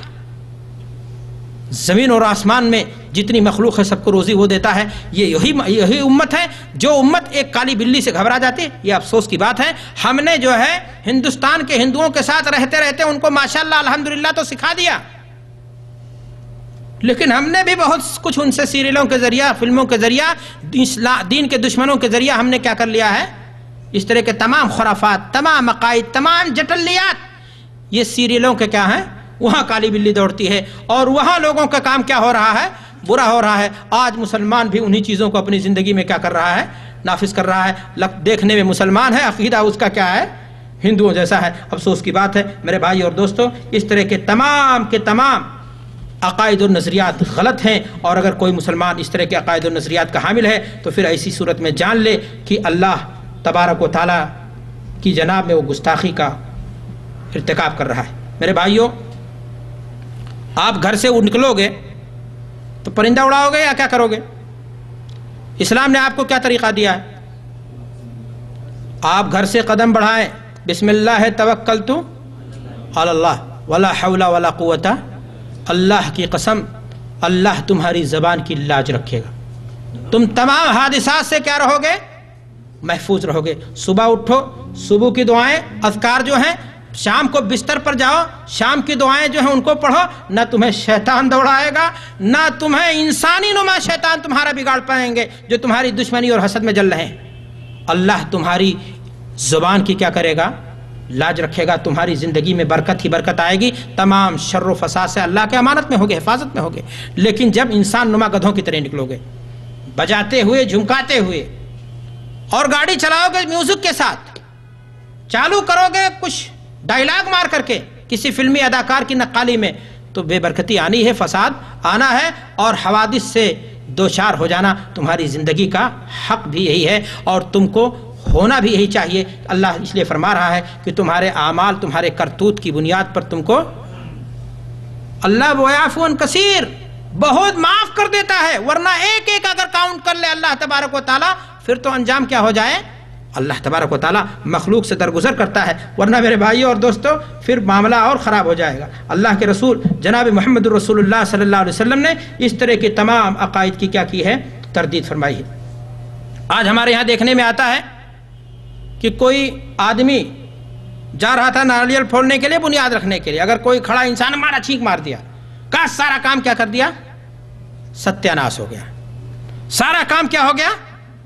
چھینک کو یہ قوم کیا کرتی ہے، برادران وطن منحوس مانتی ہے، اور آج مسلمانوں میں بھی ایسے لوگ، بلا مسلک بلا مذہب کی بات میں کر رہا ہوں، جہالت کی بات کر رہا ہوں، کسی بھی مسلک کے ماننے والے جاہل طبقہ کے لوگ ہیں، اگر چھینک آ گئی تو بہت سارے مسلمان ایسے ہیں اس کو کیا سمجھتے ہیں، نحوست سے تعبیر کرتے ہیں۔ اللہ اکبر، چھینک آنے پر اللہ کے نبی صلی اللہ علیہ وسلم نے جو تعلیم دی ہے امت اسلام کو، کس بات کی تعلیم دی ہے، کہ چھینک آئے تو کیا کہو، اور جو سنے وہ کیا کرے، اور پھر اس کا جواب کیا دیں گے؟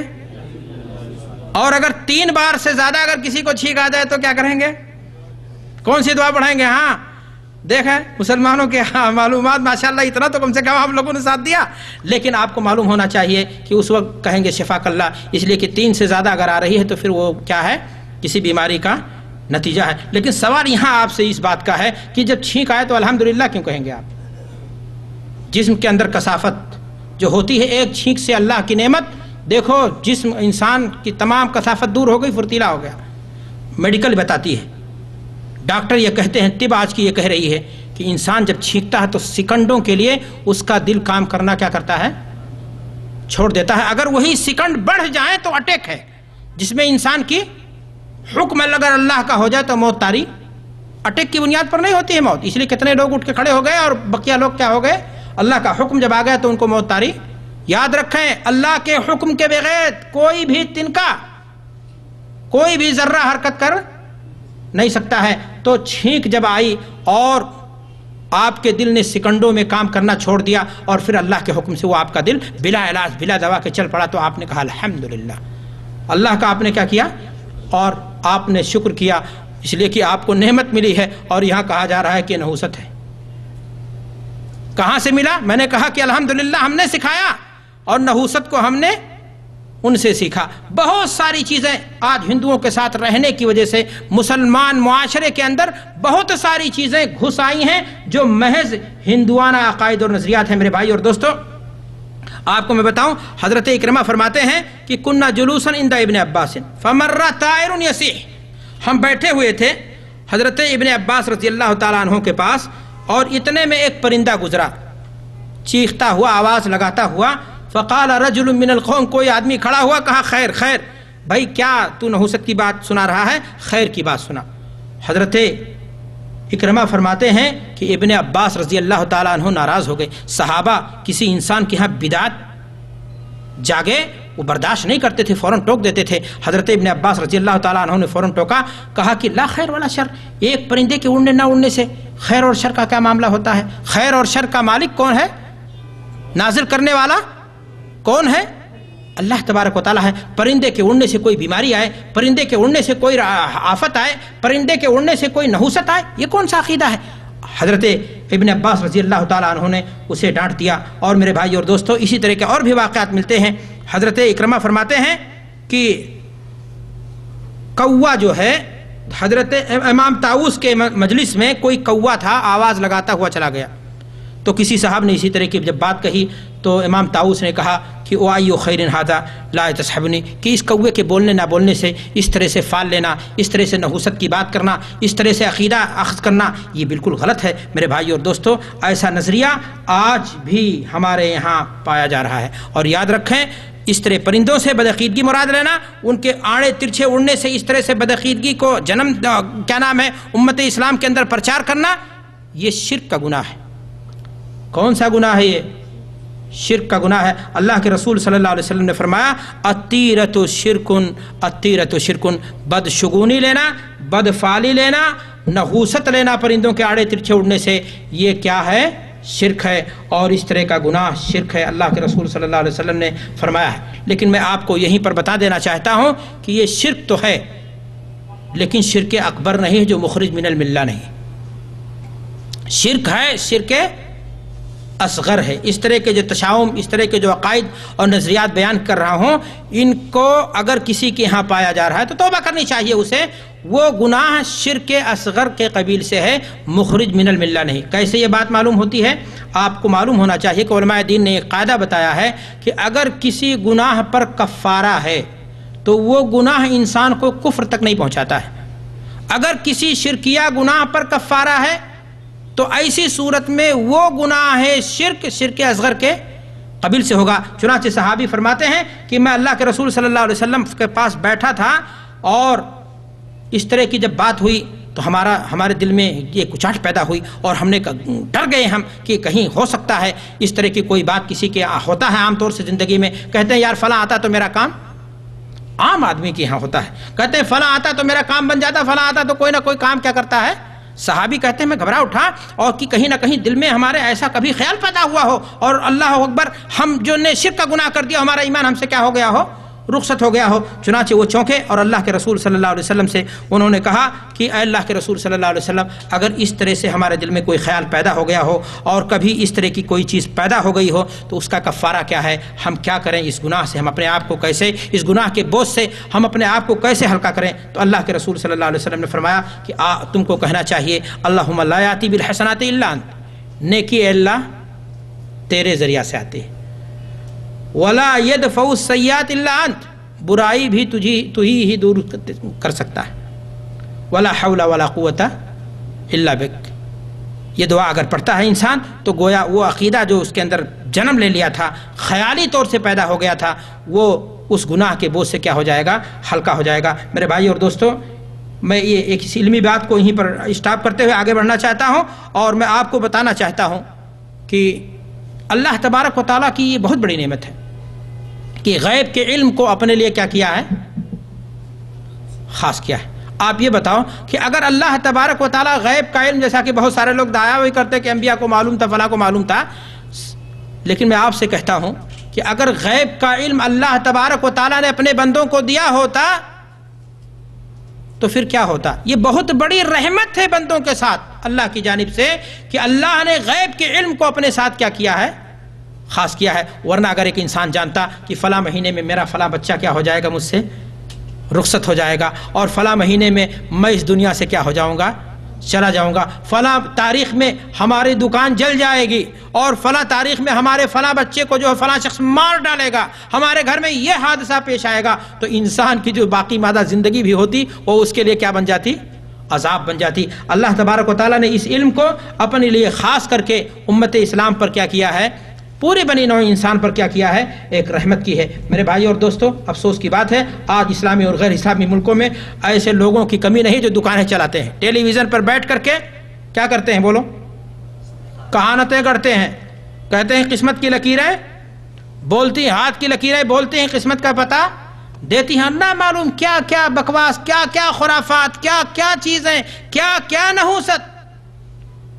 جو بودستار ہے ان کے پاس پگڑیاں ہیں مختلف کلر کی، اور لوگوں کو گمراہ کرنے کے لیے جو ہے شیروانیاں، اونچی ٹوپیاں اور لفاظی اور نہ معلوم کیا کیا۔ اللہ کے رسول جناب محمد الرسول اللہ صلی اللہ علیہ وسلم نے اس قسم کے تمام عقائد کی تردید فرمائی۔ آپ نے فرمایا لیس منا من تطیر، ہم میں سے نہیں ہے جس کے لیے پرندوں کو اڑا کر کے بدشگونی لی گئی، او تو کہین لہو، یا اس کے لیے کہانت کی گئی، جا کر کے ہاتھ دکھایا کہ میری قسمت میں کیا ہے، لکھ کر کے ذرا بتا دیجئے، قسمت میں کس کے کیا لکھا ہے، موت اور زندگی کب آئے گی یہ اللہ جانتا ہے، یہ سب دھوکے ہیں۔ اللہ کے رسول صلی اللہ علیہ وسلم نے فرمایا من اتی کاہنا فصدقه بما یقول فقد کفر بما انزل علی محمد، اگر کوئی شخص کسی کاہن کے پاس آتا ہے اور اس کی بات پر یقین کر لیا تو اس نے شریعت محمدی کا انکار کیا، کفر لازم آئے گا۔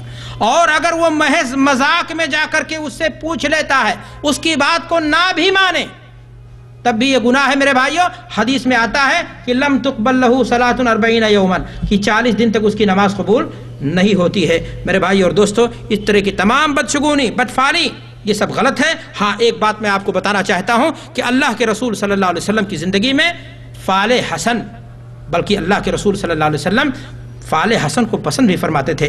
آپ صلی اللہ علیہ وسلم کے بارے میں آتا ہے، حضرت ابو ہریرہ بیان کرتے ہیں رضی اللہ تعالیٰ عنہ، کان النبی صلی اللہ علیہ وسلم یعجبہ الفعل الحسن ویکرہ الطیرہ، کہ اللہ کے رسول صلی اللہ علیہ وسلم پرندوں کو اڑا کر کے اس سے قسمت کا پتہ لگانا، سفر کے اچھے یا بھلے برے ہونے کا، کسی دکان کے مکان کے اچھے اور بابرکت ہونے کا پتہ لگانا، اس کو اللہ کے رسول ناپسند کرتے تھے، اس کی تردید فرماتے تھے۔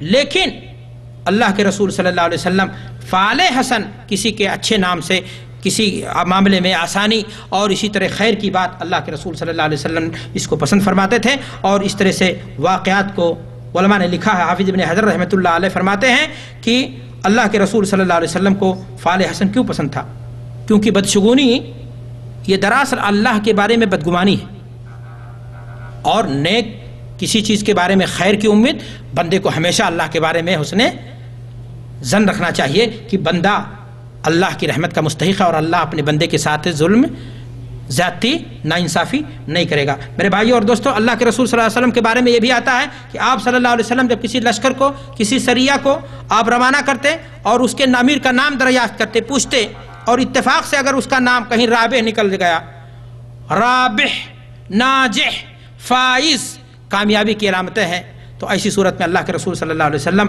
کیا کرتے تھے؟ آپ کا چہرہ انور کھل اٹھتا تھا۔ اور صلح حدیبیہ کا موقع اس بات کے لیے گواہ ہے کہ جب سہیل بن عمر رضی اللہ تعالیٰ عنہ کو اللہ کے رسول صلی اللہ علیہ وسلم نے آتے ہوئے دیکھا تو برجستہ اللہ کے رسول صلی اللہ علیہ وسلم کی رسالت کی زبان گویا ہوئی، صح اللہ امرکم، اللہ نے اب تمہارے معاملے میں کیا کر دی ہے؟ آسانی پیدا کر دی ہے۔ تو اللہ کے رسول صلی اللہ علیہ وسلم بدشگونی، چاہے وہ پرندوں کے ذریعہ ہو، چاہے وہ مہینوں کے ذریعہ ہو، چاہے وہ اور کسی چیز کے ذریعہ ہو، ان تمام چیزوں کو غلط سمجھتے تھے، لیکن اللہ کے رسول صلی اللہ علیہ وسلم اس کے بالمقابل جو نیک فعل ہے، فعل حسن ہے، اس کو اللہ کے رسول صلی اللہ علیہ وسلم کیا کرتے تھے؟ پسند کرتے تھے۔ آپ کے بہت سارے واقعات اس طرح کے بھی ہیں جس سے بھی یہ پتہ چلتا ہے کہ آپ صلی اللہ علیہ وسلم داہنی چیز کو پسند کرتے تھے، داہنی اچھے کاموں میں، اور اسی طرح سے اس طرح سے نیک کاموں میں خوشخبری دیتے تھے۔ اس طرح کی باتیں ہو جاتی تھیں کہ یہ کام انشاءاللہ کیا ہو جائے گا؟ اللہ کے حکم سے کیا ہو جائے گا؟ آسان ہو جائے گا۔ میرے بھائی اور دوستو، اللہ کے رسول صلی اللہ علیہ وسلم نے حدیث کے اندر آگے ارشاد فرمایا لا عدوہ ولا تیرہ، آگے اللہ کے رسول نے فرمایا ولا ہامہ، الو کی نحوست کا عقیدہ اور نظریہ بھی باطل ہے۔ مسلمان کا عقیدہ نہیں، اسلام کا عقیدہ نہیں، دین اور شریعت سے یہ عقیدہ ثابت ہے، اللہ کی مخلوق ہے۔ اللہ نے کوئی بھی مخلوق کو بلا مقصد، کوئی بھی دن بلا مقصد، کوئی بھی مہینہ بلا مقصد، کوئی بھی چیز اللہ تبارک و تعالیٰ نے بلا مقصد، اللہ کی وہ مخلوق ہے، اس کے وجود ہی کو نحوست کی علامت بتایا جائے۔ لوگ غصہ ہوتے ہیں اپنے بچوں پر، کہتے ہیں الو کا پٹھا، اپنے آپ کو بھی گالی دیتے ہیں۔ یعنی ہمارے ہاں علامت بن گیا ہے الو، کہ اس کا نام ہم نے تو الو رکھا ہے نا، اللہ نے اس کا نام تو الو نہیں رکھا تھا، ہم لوگوں نے اس کا نام کیا کر دیا؟ آؤل بنا دیا، الو بنا دیا، کہہ کر کے، ورنہ اللہ کی وہ مخلوق ہے۔ میرے بھائی اور دوستو، عرب جاہلیت کا عقیدہ تھا، وہ اس الو کے، اس جانور کے بارے میں مختلف قسم کے جھوٹے عقائد اور نظریات کو کیا کرتے تھے؟ پرچار کرتے تھے۔ وہ کہتے ہیں کہ جب آدمی کوئی مار دیا جائے، غیر فطری موت، قتل کر دیا جائے مثلا، تو کہتے تھے اس کی روح الو کے شکل میں کھوپڑی میں گھس جاتی ہے اور اپنے ورثہ سے کیا کرتی ہے؟ فریاد کرتی رہتی ہے کہ بدلہ لو، بدلہ لو، بدلہ لو۔ چنانچہ آپ ہندوستان میں دیکھ لیجئے، کہتے ہیں فلاں کو قانون کی کارروائی سے اس کو فلاں مجرم کو کٹہرے میں پہنچا دیا جائے تاکہ فلاں کی آتما کو شانتی مل جائے۔ آج بھی بولتے ہیں اس طرح سے، اور برجستہ مسلمان بھی ان چیزوں کو کیا کرتا ہے؟ کہتے ہیں روح کی شانتی کے لیے، آتما کی شانتی کے لیے فلاں کی روح بھٹک رہی ہے، فلاں کوئی جنات، کوئی چڑیل، کچھ نہیں۔ جنات اور چڑیل مرنے کے بعد کوئی نہیں بنتا، جنت میں جاتا ہے یا جہنم میں جاتا ہے۔ یہ سب خرافات ہے، بکواس ہے، اور اس طرح کے عقائد اور نظریات بالکل غلط ہے۔ میرے بھائی اور دوستو، اپنا انتقام لینے کے لیے وہ نکلتی رہے، اور آپ جب جا کر کے ایک کے بدلے 2 مار دیں، 4 مار کر کے خود نحوست کو بلا لیں، تب اس کے بعد جا کر کے آپ نے خاندان کا کیا کر دیا؟ حق ادا کر دیا۔ بدلہ تو برابر کا ہوتا ہے، وہ بھی اسلامی اور شرعی دائرے میں قانون کا سہارا لے کر کے۔ ایک کو اس نے مارا تھا، آپ جا کر کے اس کے خاندان کے 2 لوگوں کو مار دیجئے تاکہ الو کی روح کی شکل میں جو اس کے کھوپڑی میں گھس گئی تھی، کیا ہو گئی تھی، سب کچھ ختم ہو جائے۔ یہ خالص ہندوانہ عقیدہ ہے، مشرکین مکہ کا عقیدہ تھا، اور اس طرح کا کچھ بھی عقیدہ اسلام نے ایکسپٹ نہیں کیا ہے، اور اگر کوئی شخص ایسا عقیدہ رکھتا ہے تو غلط ہے۔ آج یہ بھی عقیدہ پایا جا رہا ہے، بعض لوگ سمجھتے ہیں کہ اگر گھر کے مڈیر پہ آ کر کے الو بیٹھ جائے، میں بھی بار بار اس کو الو ہی کہتا ہوں، کیا کہوں بھائی، اس کو کون سا جانور کہوں؟ حامہ کہوں اس کو؟ اردو میں مولانا کیا ترجمہ کریں اس کو؟ لوگوں نے نام ہی اس کا الو بنا دیا بھائی۔ اب آپ دیکھیں کہ عقیدہ ہے اس جانور کے بارے میں کہ اگر رات میں آ کر کے کسی گھر کے مڈیر پر بیٹھ جائے تو عقیدہ یہ ہے کہ اس گھر کا کوئی چیئر پرسن، یعنی جو بڑا ہے گھر میں کام کمانے والا مالک پردھان، اس کی وفات کی وہ خبر لے کر کے آیا ہے۔ اللہ اکبر، پرندہ کسی کی وفات کی خبر لے کر کے آئے۔ موت اور زندگی کا فیصلہ کہاں سے ہوتا ہے؟ اس کی کیا مجال ہے؟ اس کو اس طرح اہمیت دینا، اس کے بارے میں اس طرح کی سوچ رکھنا۔ ہمارے یہاں یہ بھی دیکھنے میں آتا ہے، لوگ کہتے ہیں کہ اگر کوا بیٹھا ہے مڈیر پر تو کیا آئیں گے؟ کوا ماما بولتے ہیں ہمارے دیہات میں، کہتے ہیں اگر 2 کوا چارہ بانٹ رہے ہوں تو کہتے ہیں آج کوئی گھر پہ کیا آئے گا؟ مہمان آئے گا۔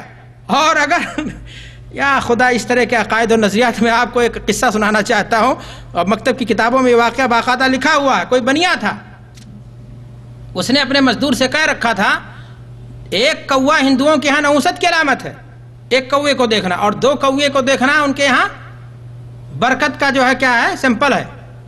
اس نے اپنے مزدور سے کہہ رکھا تھا، اس کے گھر کے باہر نیم کا درخت بھی تھا، عام طور سے دیہاتوں میں لوگ نیم کا درخت سایہ وغیرہ کے لیے کیا کرتے ہیں لگا لیتے ہیں۔ اس نے کہا تھا 2 کوا ایک ساتھ جب دیکھ چارہ بانٹتے ہوئے نیم کے درخت پہ تو مجھے ضرور بتانا۔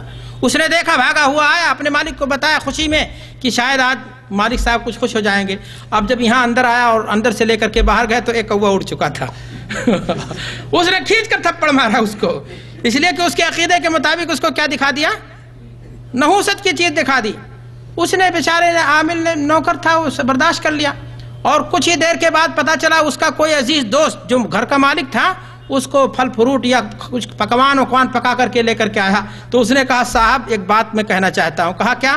کہا آپ نے کہا تھا 2 کوا دیکھو تو خیر کی علامت ہے، اور 1 کوا دیکھو تو کیا ہے نحوست کی علامت ہے، لیکن میں تو نہیں مانتا۔ کہا کیوں نہیں مانتا؟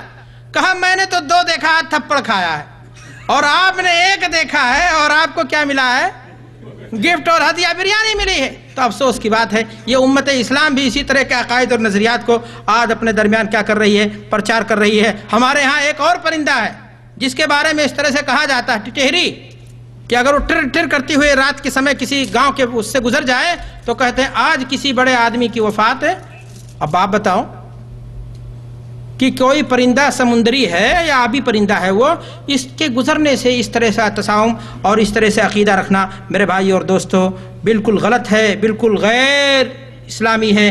نہ الو میں، نہ چمگادڑ میں، نہ ٹٹہری میں، نہ کوے میں کوئی نحوست نہیں ہے، سب کی سب اللہ کی مخلوق ہیں، اور اللہ تبارک و تعالیٰ کی مخلوق کے بارے میں اس قسم کا عقیدہ رکھنا کہ اس کے بیٹھنے سے کام بگڑ جائے گا، اس کے بولنے سے موت طاری ہو جائے گی، یہ شرک ہے۔ اس قسم کا کوئی بھی عقیدہ کسی مسلمان کا نہیں ہو سکتا ہے۔ مسلمانوں پھر ایک بار کہنا چاہوں گا اپنے عقیدے کی کیا کرو، حفاظت کرو، انگوٹھی کے نگینے کی طرح اسے صاف رکھنے کی کوشش کرو۔ اللہ کے رسول صلی اللہ علیہ وسلم نے آگے فرمایا ولا سفر، اور اس کے تعلق سے میں نے آپ کے سامنے سفر کے تعلق سے جو بدعقیدگی پائی جاتی ہے وہ میں نے شروع میں ہی آپ کے سامنے بیان کر دیا ہے۔ مسلم کی روایت میں 2 الفاظ کی زیادتی ہے۔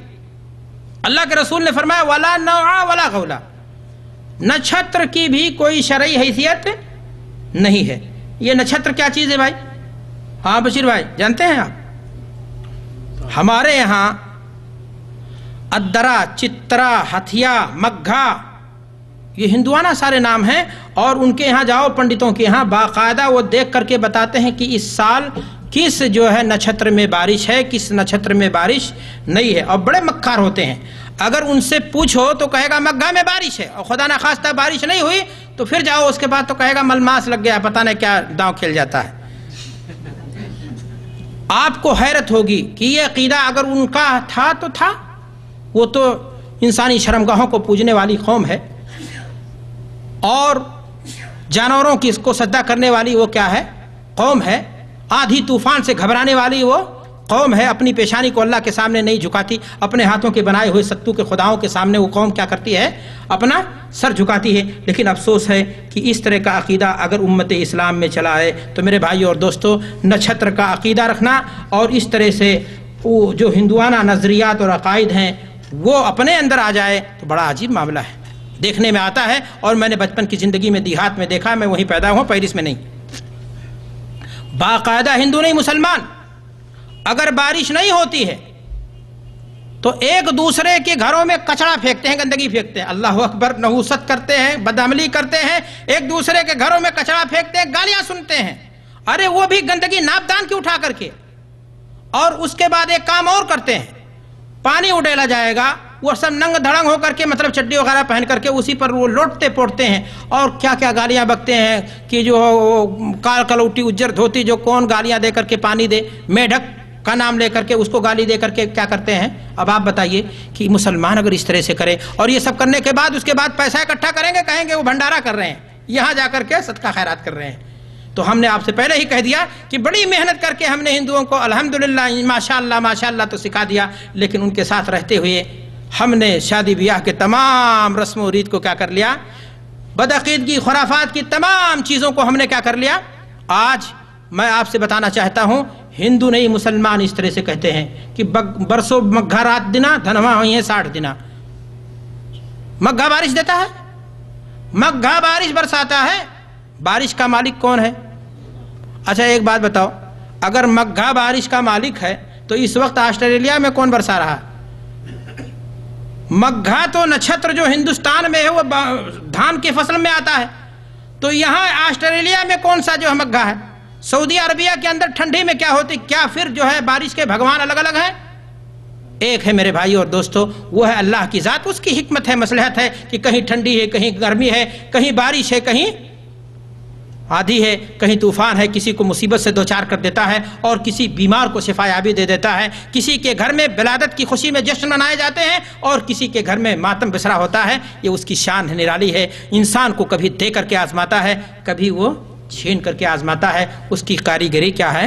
نرالی ہے۔ اپنے بندوں کو پل پل وہ سنبھلنے کا موقع دیتا ہے، جوانی سے بڑھاپا بال پکنے لگے موقع ہی موقع ہے کہ توبہ کر لے انسان، قبر کی منزل تیرے سامنے آنے والی ہے، لیکن انسان ہے کہ وہ گستاخ ہے، سنبھلتا نہیں ہے اور اس قسم کے عقائد اور نظریات کو اپنے درمیان کیا کرتا ہے؟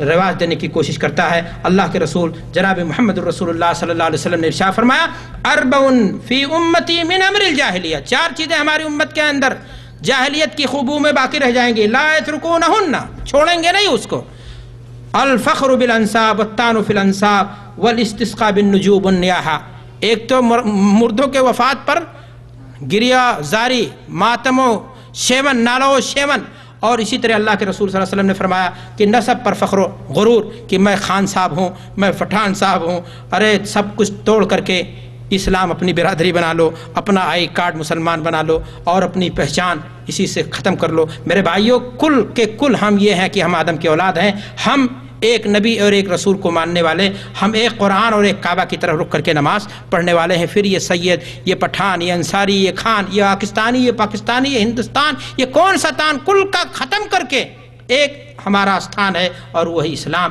ہم مسلمان ہیں اور اسلام ہمارا کیا ہے؟ گھر ہے، اور اتنا بڑا گھر ہے کہ جس گھر کے ہم سب ایک ایک کیا ہیں؟ اینٹ ہیں۔ ایک اینٹ کو نقصان پہنچے گا تو دیوار میں کیا نظر آئے گا؟ خلل نظر آئے گا۔ اللہ کے رسول صلی اللہ علیہ وسلم نے حدیث کے اندر فرمایا کہ ہماری امت کے کچھ لوگ صبح کرتے ہیں، شرک کر بیٹھتے ہیں۔ کیسے؟